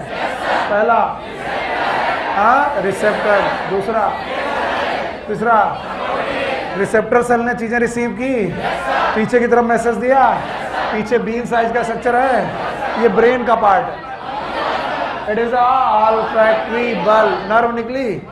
नाम बताओ। Olfactory nerve. कितनी नर्व निकलेगी? 2, एक राइट और एक लेफ्ट। ब्रेन में घुसेगी? लोब में कि लिम्बिक सिस्टम? Limbic system. तो बताओ, this is the extension of limbic system. आया? And this is how we get our get our olfactory reception, इस तरीके से हमने अपना ऑल्फैक्टरी रिसेप्शन रिसीव किया। तो बताओ केमिकल रिसीव किए, सलाइवा में घुले हुए केमिकल कि हवा में? हवा में। आइए सलाइवा में घुले हुए केमिकल को भी रिसीव करते हैं via tongue, and tongue is again a chemo receptor. बोलो कैसा है? कीमो। चलें, चलो दूसरा आ गया tongue. The second is known as tongue. चलिए, टंग जिस बोन से निकलती थी वो यू शेप थी, याद है? बोन का नाम क्या था? Hyoid, hyoid bone. और इसी हायोइड बोन से जो मैं डायग्राम बना रहा हूं, प्लीज माफ करिएगा, this diagram was not the real diagram, so please इन्हें माफ कर दीजिएगा। बस सर किसी तरीके से आपको सिखाना चाह रहे हैं और कुछ नहीं करना चाह रहे। याद रखना, इसका पोस्टीरियर 2/3 पार्ट लिम्फेटिक था। कैसा था? लिम्फेटिक। इसका टेस्ट से कोई लेना देना नहीं था। अंटीरियर 1/3 एंटीरियर 2/3 में थे पैपिला। क्या थे? पैपिला। मैंने बड बोला कि पैपिला? किसी ने बड तो नहीं सुना? मैंने सुना था इसमें पाए जाते हैं पैपिला, और जो मैं पढ़ा चुका हूँ पूछ सकता हूँ, याद है? पैपिला के नाम याद है? चलो बोलो। फिलीफा। एक क्या था? फंजीफा। याद आ गया, वेरी गुड। और एक कौन था? फोलिएट। फोलिएट है। और एक सरकम। सबसे बड़े सरकमवेलेट है। पैपिला का मतलब ये उभार है, इन उभार को बोलते हैं पैपिला। टंग में बहुत बहुत छोटे छोटे उभार हैं। ये 4 प्रकार के उभार हैं। बोलो कौन? फिलीफा, फंजीफा, फोलिएट, सरकमवेलेट। ह्यूमन में कौन सा नहीं है? Folate. Not in human. Human में ये वाला पाया ही नहीं जाता। तो ह्यूमन में कितने पाए जाते हैं? 3। बोलो। फिलीफा, फंजीफा, सरकम। अब इन पैपिला में पाई जाती हैं birds. The papilla have birds and these birds are known as taste bird. बोलो। and these taste bird have the gustatory receptors. बोलो। gustatory receptor, जैसे वहाँ स्मेल का रिसेप्टर था ऑल्फैक्टरी, वैसे यहाँ पर बेटा टेस्ट का रिसेप्टर है gustatory। और these have birds, लेकिन birds not present as filiform में birds are absent। Birds absent है और ये केवल प्रेजेंट है फंजीफॉर्म और सरकमवेलेंट। ये आउट ऑफ कोर्स है जो मैं पढ़ाने जा रहा हूँ। इन टेस्ट ऑफ बर्ड का भी स्ट्रक्चर बर्ड जैसा ही होता है, that's why they are known as birds. और इनमें भी 4 प्रकार की सेल। एक प्रकार की सेल्स का नाम है रिसेप्टर सेल्स। अगेन ये रिसेप्टर सेल नर्व ही है और कुछ नहीं है। These are known as receptor cells. इन रिसेप्टर सेल्स के अलावा they have basal cells. Basal cell के अलावा they have supporting cells and they look like bird. तो इसमें जो व्हाइट वाला पोर्शन है, this is nothing but this is known as receptor cells. फिर वही लिख दूंगा, कुछ नहीं होगा। व्हाइट वाली रिसेप्टर नर्व है, रिसेप्टर ब्लू वाली सपोर्टिंग है, और बेस वाली बेसल है। और चूंकि वो बर्ड जैसी दिखती हैं इसीलिए इन्हें बोलते हैं टेस्ट बर्ड। और इनसे बेटा नर्व निकली है जो टेस्ट लेके जाती है। और आपकी टंग में टोटल कितने टेस्ट? 4। भूल गए होगे? बताओ कौन? स्वीट, सॉर, बिटर और सॉर। बताओ मिर्चा कड़वा लगता है? मरचा का टेस्ट क्या है? सो रहे हो? बताओ मरचा का टेस्ट कैसा है? पढ़ो। मीठा, खट्टा, कड़वा कि नमकीन? कुछ नहीं। बताओ मिर्चा, मरचा। मरचा का टेस्ट नहीं होता। It is a burning sensation. क्या गजब हो, घोड़े हो बिल्कुल, खड़े खड़े सो जाते हो। और बैठा ऐसे कर रहा, सो रहा। आंखें खोल के सोने वाला आदमी पहली बार देखा है। तो बताओ हमारे पास टंग में जो रिसेप्टर पाए जाते हैं, they are known as taste bud और also known as gustatory receptor. एक बात बुक में लिखी हुई है, जाकर के अंडरलाइन करना, मैं बुक बार बार नहीं पढ़ूंगा। बोलते हैं कि टेस्ट के रिसेप्टर और स्मेल के रिसेप्टर इंटीग्रेट करते हैं। ये शब्द जब मिल जाए तो अंडरलाइन कर लेना, इंटीग्रेट करते हैं। इंटीग्रेट करते हैं मतलब मिक्स करते हैं। अगर आपकी नाक बंद है और आपको कुछ सही से स्मेल नहीं आ रहा है तो टेस्ट अच्छा लगेगा कि नहीं? नहीं अच्छा।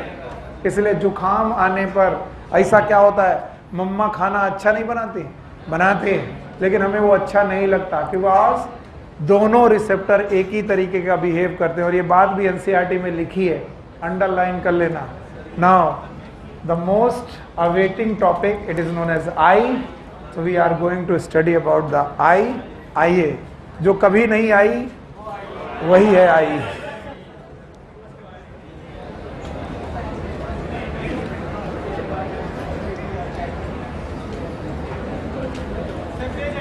हाँ, पेज ऐड कर दे, ले कर दिया add.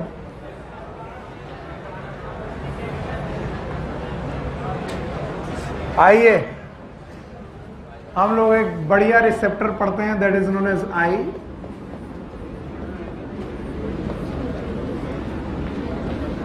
It is a photo receptor.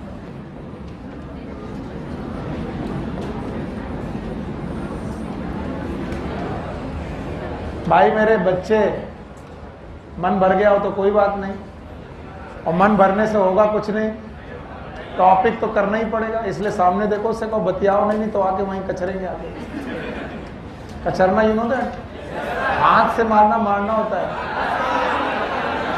That is known as कचरना। फील करो क्या होगा। तो कई बार कई बच्चे मुझसे गुस्सा जाते हैं, छू कर देखो भला, तो इज्जत बचाते हुए वापस। It is known as photo receptor, और ये हमारी खोपड़ी के अंदर पाई जाती है, that is known as skull. कई लोग खोपड़ी बोलते सोचते हैं यहां पाई जाती है। स्कल याद है? It's a cranium facial year, याद है? और स्कल में एक सॉकेट में पाई जाती है, and this is known as eye orbit. आंख की orbit, it is a bony surrounding. आपकी आंखें जिस बोनी सराउंडिंग में है, that is known as eye orbit. So eye orbit is a bony structure. अब चूंकि एनसीईआरटी लिखती तो लिखना ही पड़ता आई ऑर्बिट। और इसी आई ऑर्बिट के अंदर हमारा एक प्यारा सा स्ट्रक्चर पड़ा हुआ है, eye, and that is very soft structure.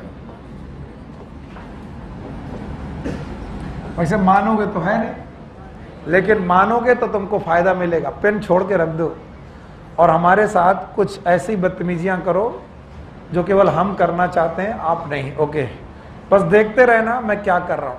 Okay चलो भाई, जब भी आंख के बारे में पढ़ाया जाएगा तो आंख में 3 लेयर है, बोलो मेरे साथ।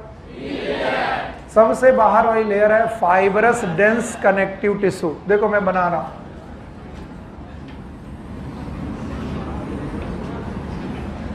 सॉरी बहुत बढ़िया डायग्राम नहीं बनेगा, लेकिन आप अगर कॉन्सेप्ट से पढ़ना चाहोगे तो ये बहुत अच्छा लगेगा। और अगर आपको लगेगा डायग्राम अच्छा नहीं बना रहे सर, तो कभी नहीं बनाया डायग्राम अच्छा, कुछ तो भाग लिए। अच्छा, तो जो सबसे पहला राउंड है, मैं इसको ऐसे ही बताता हूं कि ये रहा पहला गोला आई का, और तुम ना बनाओ, हम तो मिटा देंगे, तुम कैसे मिटाओगे? तो बोल रहा पहला जो गोला है आई का, it is made up of dense connective tissue. Dense connective tissue. शांत रहो बेटा।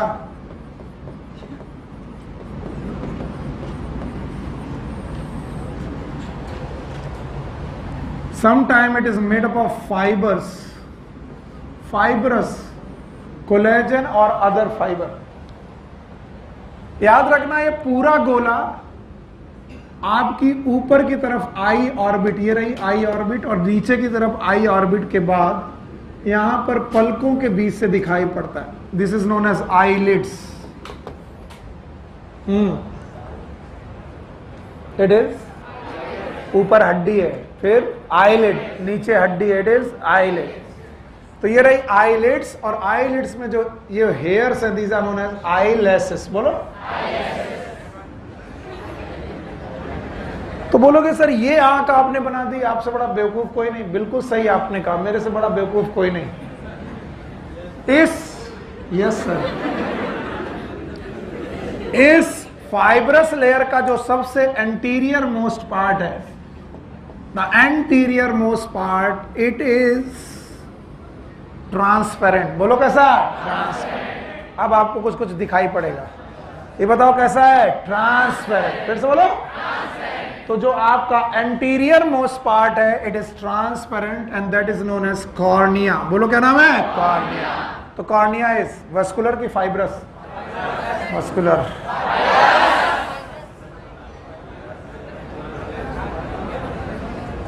तो हद करना है, बदतमीजी करना ही है, नहीं सीखना है तो ना सीखो। देखो ध्यान से,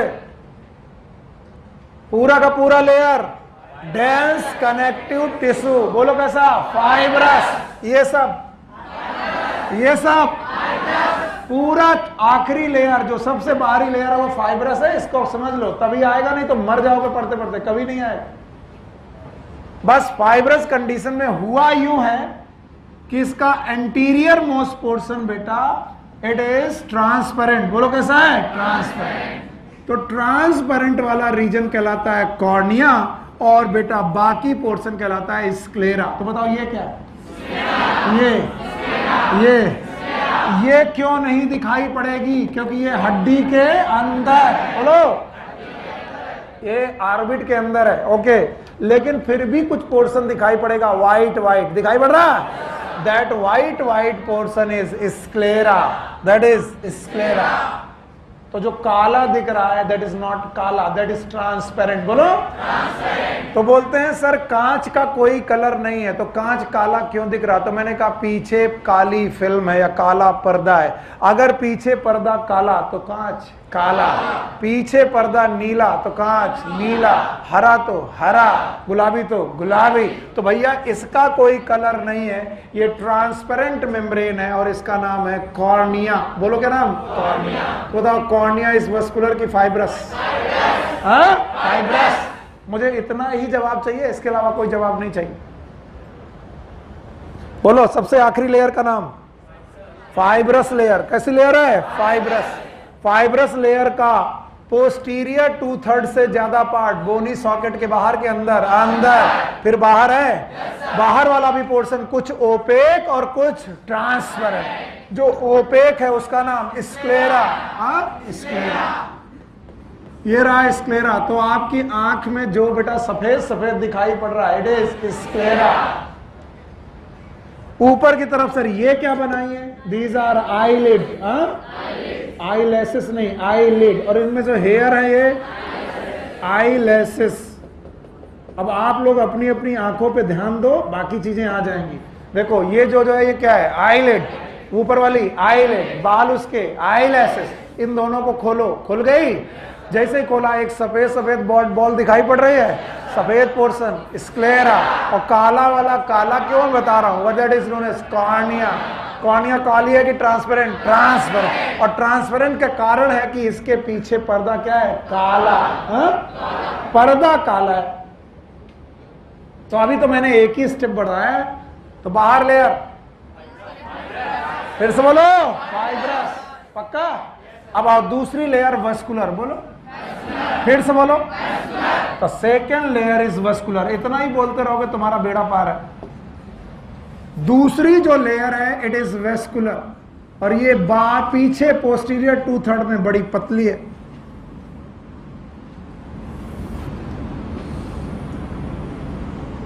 the second layer is vascular. Vascular layer का मतलब होता है जिसमें ब्लड वेसल्स प्रेजेंट हो।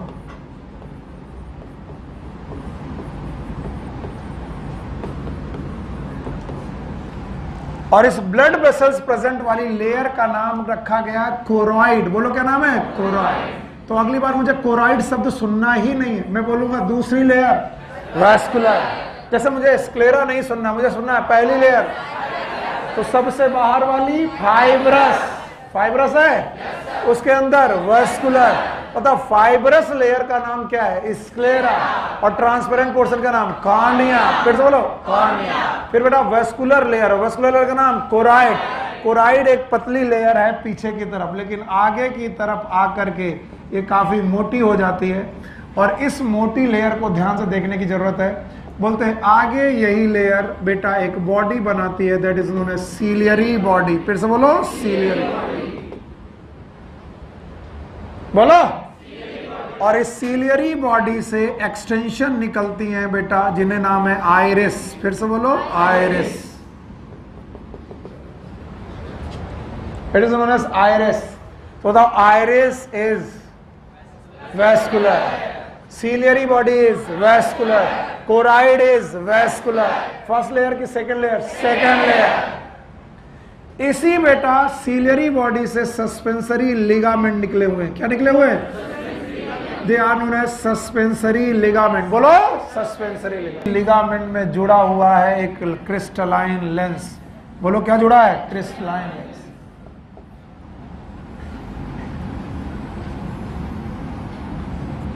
This is known as lens. मैंने कुछ नहीं किया, मैंने केवल स्कीम फॉलो की कि मैं पहली लेयर बनाऊंगा उसके बाद दूसरी लेयर बनाऊंगा, बस मैंने ये स्कीम फॉलो की, दैट्स इट। और कोई स्कीम ही नहीं फॉलो की मैंने। बोलो पहली लेयर कैसी थी? फाइब्रस। दूसरी वाली लेयर कैसी? वेस्कुलर। वेस्कुलर का नाम कोराइड। फिर से बोलो कोराइड। पोस्टीरियर 2/3 में थिक है कि थिन है? थिन।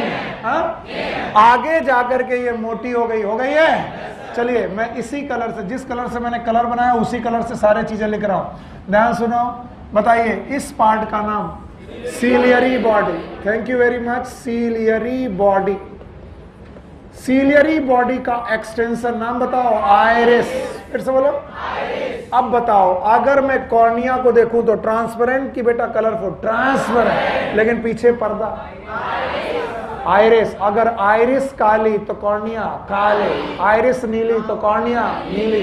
कुछ आंखें नीली होती हैं, कुछ बेटा काली होती हैं, कुछ ब्राउन होती हैं। ज्यादातर इंडियन दो ही कलर में निपट गए, काले और भूरे, और उनमें भी से 90% काले। तो बेटा काले होने का कारण है इनमें पिगमेंट, नाम है मेलानिन। बोलो क्या नाम? मेलानिन।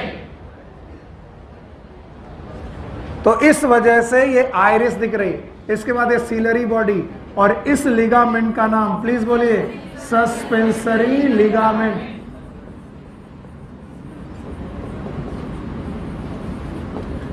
और जो ये सस्पेंसरी लिगामेंट एवरीवन, इसमें जुड़ा हुआ एक स्ट्रक्चर है जो क्रिस्टलाइन है, और it is known as lens.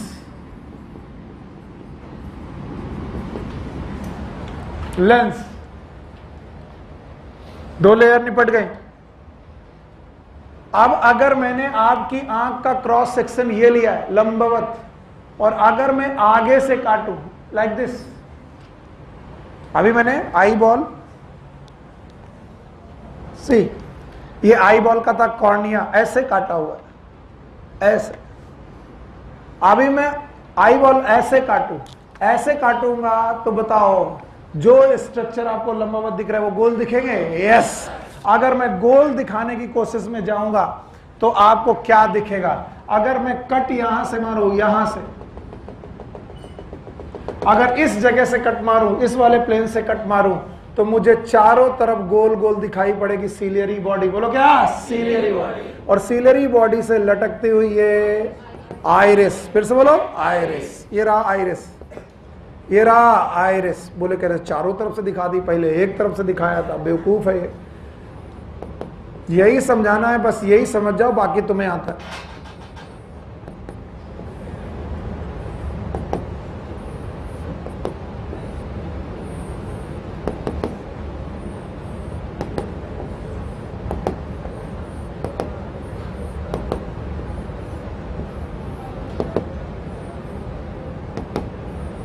अब बताओ ये जो स्ट्रक्चर बचा है, बोलो प्यूपिल। प्यूपिल। अगर मैं इसका क्रॉस सेक्शन ऐसे कट करूं तो ऊपर आइरिस, नीचे आइरिस, और ये वाला स्ट्रक्चर प्यूपिल नहीं आया। तो दूसरा दो आइरिस के बीच की जगह का नाम बोलो क्या कहलाएगा? Pupil. It is known as pupil. It is known as pupil. Sir नहीं समझ में आया? आए नहीं सर, आप ऐसे कैसे काट रहे हो? अब आंख निकाल के तो काट के दिखा नहीं सकते।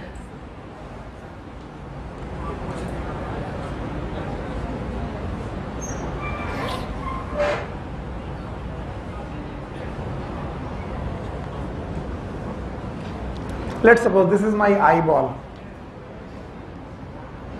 It is my अच्छा आई बॉल है। आगे से जो तुम देख रहे हो ओपन पार्ट है। अब मैंने इस आई बॉल को कट किया है। कट किया दिस सेक्शन। इस सेक्शन पे कट करने पर आपको जो ये जो बेटा दिख रही है, इट इज आइरिस। बोलो आइरिस कितनी दिखेगी? एक, क्योंकि साइड से दिख रहा है, देख रहा हो। और ऐसी बहुत सारी आइरिस होगी सामने से, नहीं आया? और जहां पर आइरिस आपस में जुड़ नहीं रही होगी वहां पर एक गैप प्रेजेंट होगा, that is known as pupil. Pupil. फिर भी नहीं आया तो भाड़ में जाओ।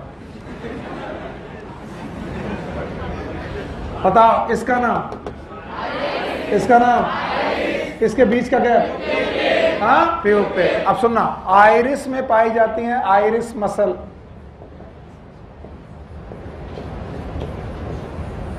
और आइरिस मसल अगर कॉन्ट्रैक्ट हो जाए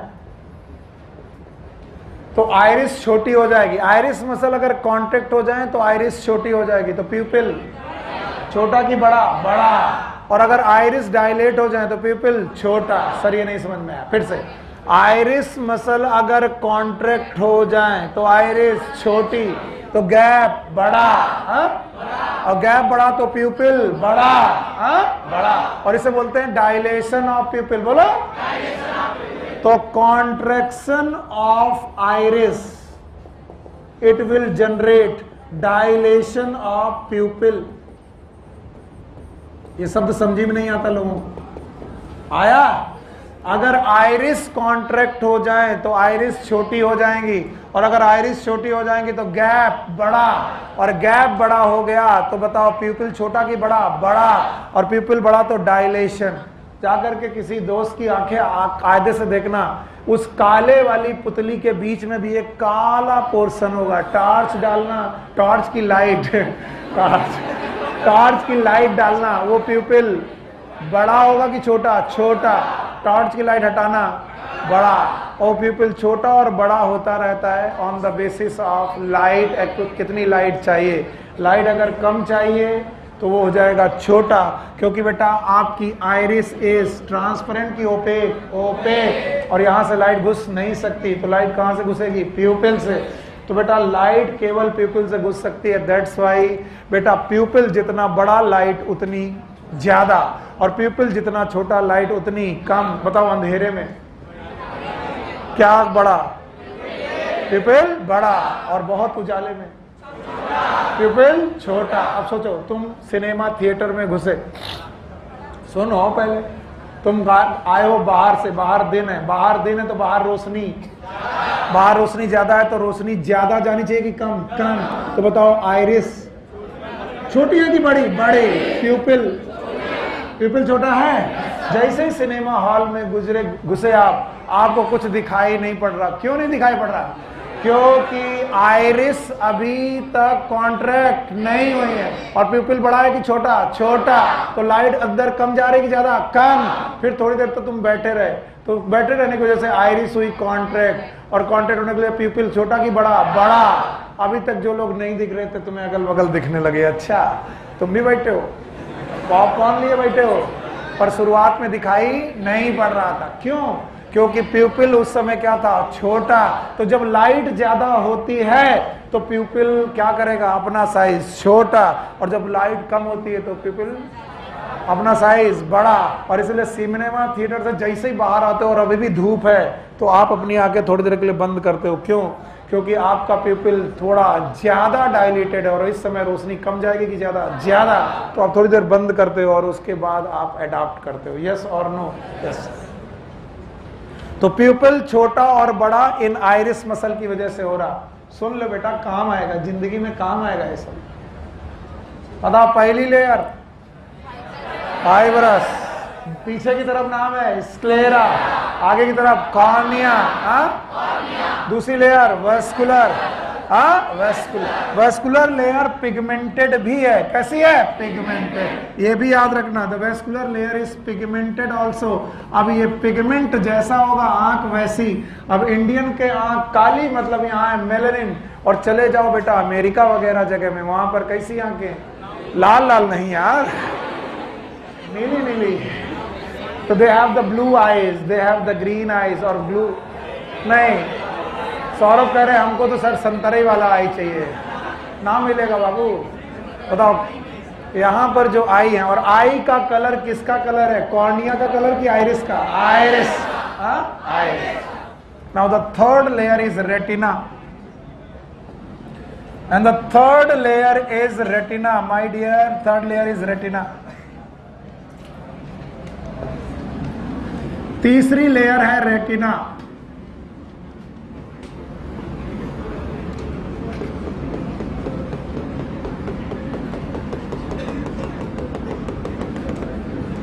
It is known as retina, and the retina is the layer of receptor and nerve. ना सुनो हमारा क्या जाता? Even the retina have pigment. तो रेटिना की अपनी एक एपिथेलियम होती है जो कोराइड के साथ साथ चलती है, and it is also pigmented.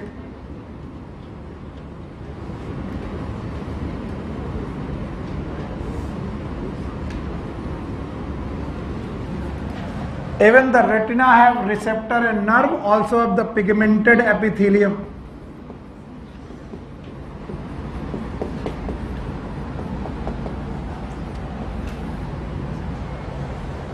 Pigmented epithelium. तो बताओ आई में कितनी लेयर? 3। पीछे वाली फाइब्रस, बीच वाली वेस्कुलर, अंदर वाली रेटिना, रेटिना। अब सुनना, लेंस और कॉर्निया के बीच में एक चैम्बर दिस, और लेंस और रेटिना के बीच में चैम्बर ये, और इन दोनों चैम्बर के अपने अलग अलग नाम। इस वाले चैम्बर का नाम है विट्रस चैम्बर, और इस विट्रस चैम्बर में भरा हुआ है जेल, और इसे बोलेंगे विट्रस ह्यूमर।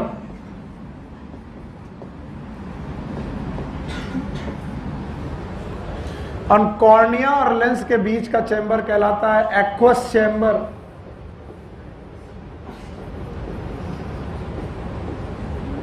और यहां पर भरा हुआ है fluid known as aqueous humour.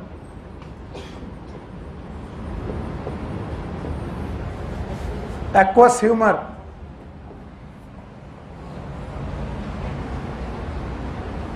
चलो आई में कितनी लेयर? तीनों बता पाओगे? बताना ही पड़ेगा। बोलो पहला सबसे बाहर फाइब्रस, पीछे स्क्लेरा है, आगे कॉर्निया। कौन है ओपेक? स्क्लेरा। और कौन है ट्रांसपेरेंट? कॉर्निया। बीच वाली लेयर याद है? नाम बताओ। कोराइड। वेस्कुलर है, पीछे कोराइड है, आगे स्वेल कर गई है। नाम बताओ। Ciliary body. बोलो। सीलियरी बॉडी आगे एक्सटेंड की है, किसमें? आइरिस। फिलामेंट है, नाम बताओ। Suspensory filament. क्या निकला है? लेंस। पक्का। और तीसरी लेयर रेटिना। मैं जानबूझ करके आपके साथ ये ऐड करके तीसरी बार में आपको रेटिना पढ़ाने की कोशिश में हूं। अगर रेटिना समझ में ना आई बाबू, तो तुम चाहे कितना भी आई समझ लो, तुमको कुछ ना आएगा। बाकी तुम हाँ हाँ ही करते रहोगे और कुछ नहीं कर पाओगे। ओके, रुक जाओ। जितना मैं बोलूं उतना ही बोलो। ये है आई, बोलेंगे नहीं सर आप बेवकूफ बना रहे हो। Yes it is I. अरे अगर किसी के सामने बोल दो कि ये आई है तो वो कहेगा तुम्हारा टीचर है बेवकूफ। इनफैक्ट वो बोलेगा तुम्हें कि तुम्हारा टीचर है बेवकूफ। यस सर कह रहा। आइए पहली लेयर को एक्सटेंड करते हैं। बताइए ये क्या है? दूसरी लेयर को एक्सटेंड करते हैं। बोलो क्या? सीलियरी बॉडी और आइरिस। याद है? 2 लेयर एक्सटेंड हो गए और इसी में फिलामेंट आता है, बोलो सस्पेंस से। और ये कौन है? लेंस। हाँ, और तीसरी लेयर को चुपचाप जोड़ देते हैं, बोलो क्या है? रेटिना। हाँ, रेटिना। जब मैंने ऐसे 3 गोले मारे थे तो लोगों को लग रहा था पागल बना रहे। बताओ, ये है आई, याद रहेगा? बाहर वाला, बस इतना सीखे मेरे बाबू, राजा बाबू हो गए। बोलो, बाहर वाला फाइब्रस, बीच वाला अंदर रेटिना। पक्का? अब रेटिना में जब चलोगे इनसाइड टू आउटसाइड, बोलो फिर से बोलो, तब क्या मिलेगा वो ध्यान से सुनो। सबसे मिलेंगे, पहले मिलेंगे गैंग्लिया, सबसे अंदर मिलेंगे गैंग्लिया, बोलो they are known as ganglia.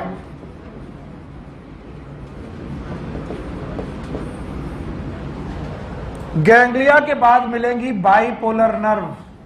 कई सालों से पढ़ा रहा हूं, सबसे कंफ्यूजिंग पार्ट यही है, इसलिए सुन लो बेटा, शायद काम आ जाए। बाइपोलर नर्व,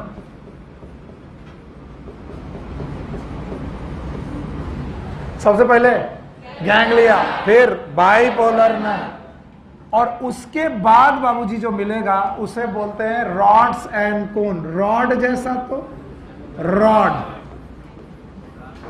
और कोन जैसा तो कोन। रॉड एंड कोन्स, मैंने केवल रे डायग्राम बनाए हैं। सो ये रॉड और कोन्स जो हैं, they are known as photo receptor.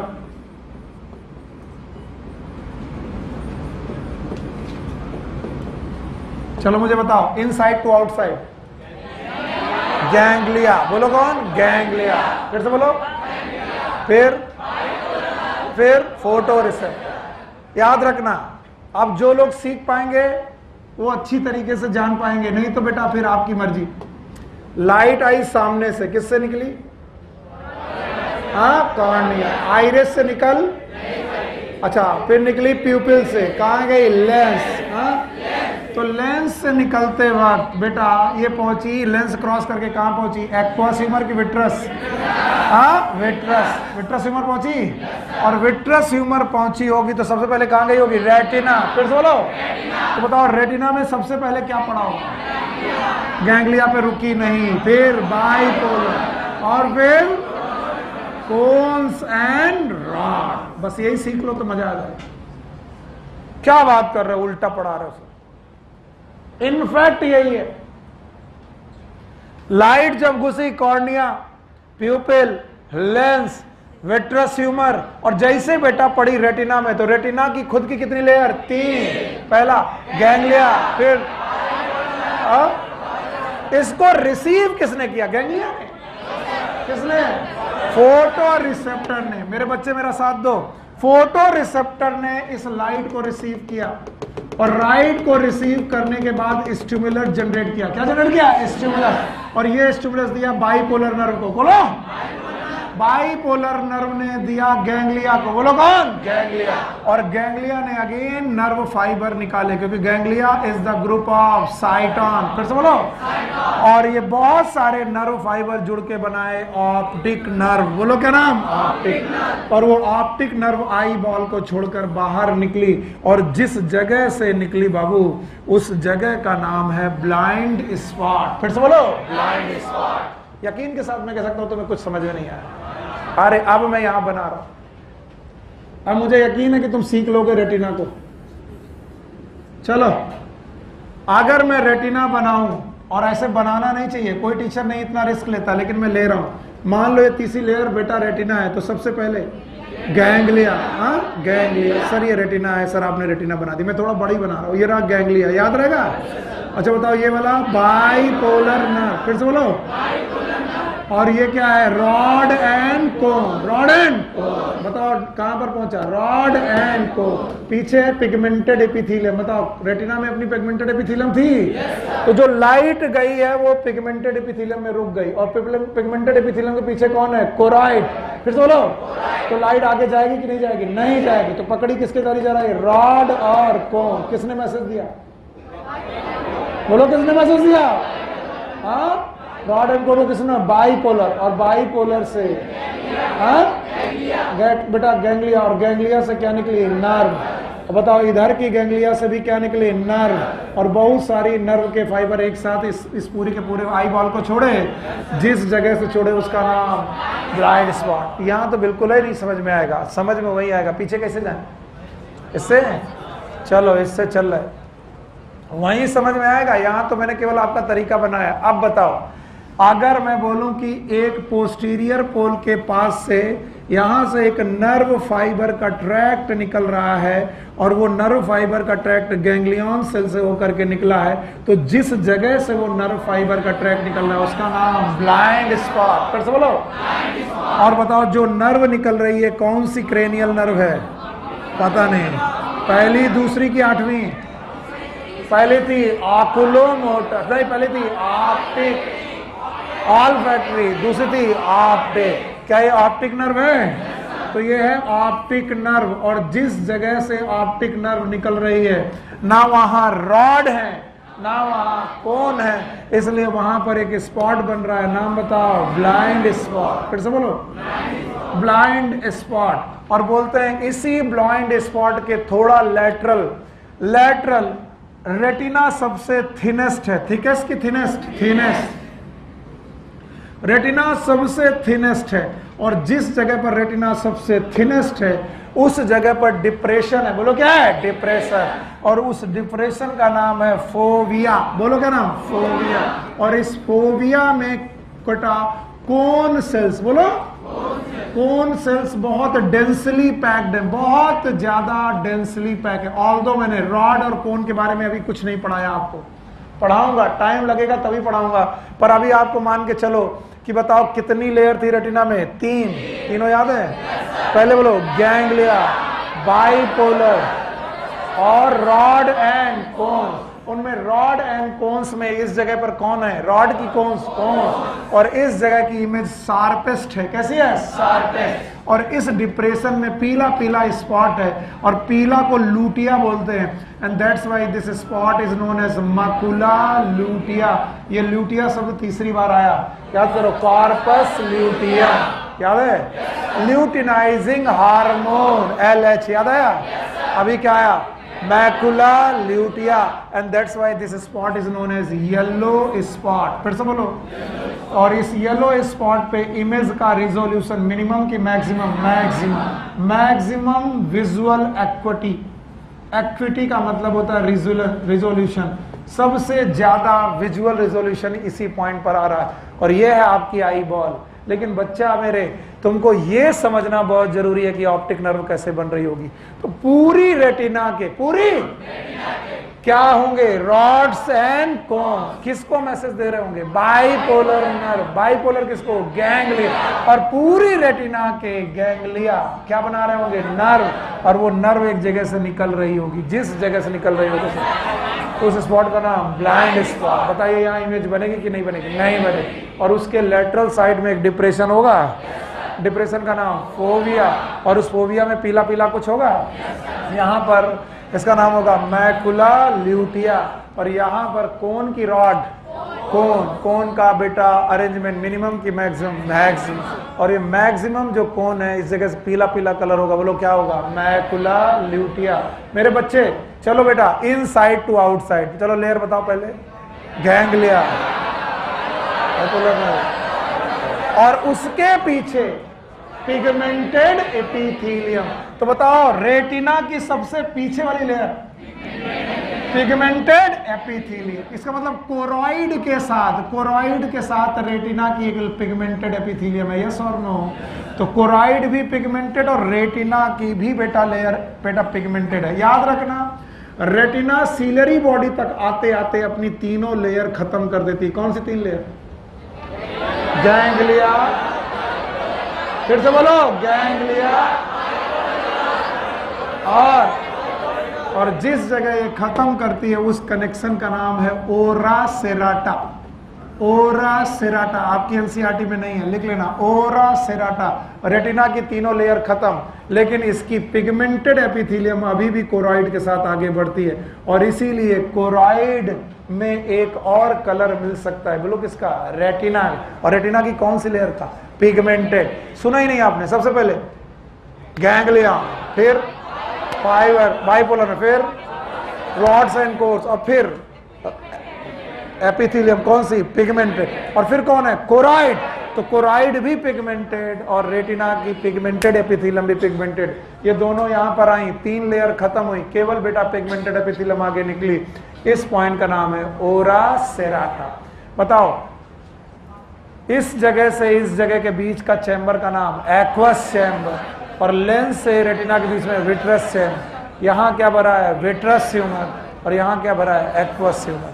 मैं फिर आपसे कहूंगा, ध्यान सुनिएगा, फिर आपसे कहूंगा, जो लोग ये सीख गए वो राजा बाबू हैं। बताओ क्या ये आई है? बोलो ये आई है? क्या इसमें आई बना सकते हो? सबसे बाहर वाली फाइब्रस है। बताओ ये क्या है, कॉर्निया। ये क्या है, स्क्लेरा। दूसरे नंबर वाली याद है? बोलो क्या नाम था, कोराइड। सिलरी बॉडी आई। बताओ ये क्या है, आइरिस। आइरिस। क्या ये सस्पेंसरी फिलामेंट है? यस और नो? बताओ सस्पेंसरी फिलामेंट में क्या जुड़ा है, लेंस। लेंस। ये आइरिस है। अभी रेटिना नहीं बनी। क्या रेटिना की 3 लेयर हैं? बोलो सबसे पीछे लेयर पिगमेंटेड। बोलो चलो मैं पिगमेंटेड एपिथेलियम बनाता हूं। सबसे पीछे पिगमेंटेड, और उसके बाद रॉड एंड कोर। बोलो कौन? फिर बाइपोलर, और फिर गैंग्लिया। गैंग्लिया नर्व निकाल रही है, स्पॉट का नाम बाइस। तो क्या हमारी रेटिना की भी पिगमेंटेड एपिथेलियम है? जिस जगह वो खत्म हो रही है तीनों लेयर, ओरस, उसके बाद क्या चालू है, पिगमेंटेड एपिथेलियम। और इसीलिए जिस कलर की रेटिना की पिगमेंटेशन होगा, आइरिस उसी कलर की दिखाई पड़ेगी। अदरवाइज आइरिस कलरफुल नहीं थी। आइरिस का नेचर तो क्या था, वस्कुलर। बोलो क्या? मैंने बोला था वस्कुलर होना उसका नेचर था। उसे कलर किससे मिला, पिगमेंटेड एपिथेलियम। नहीं आया? मैकेनिज्म ऑफ विजन आज पढ़ाऊंगा नहीं, क्योंकि इट विल टेक टाइम। सो कल ये चैप्टर खत्म हो जाएगा। आई खत्म, ईयर खत्म।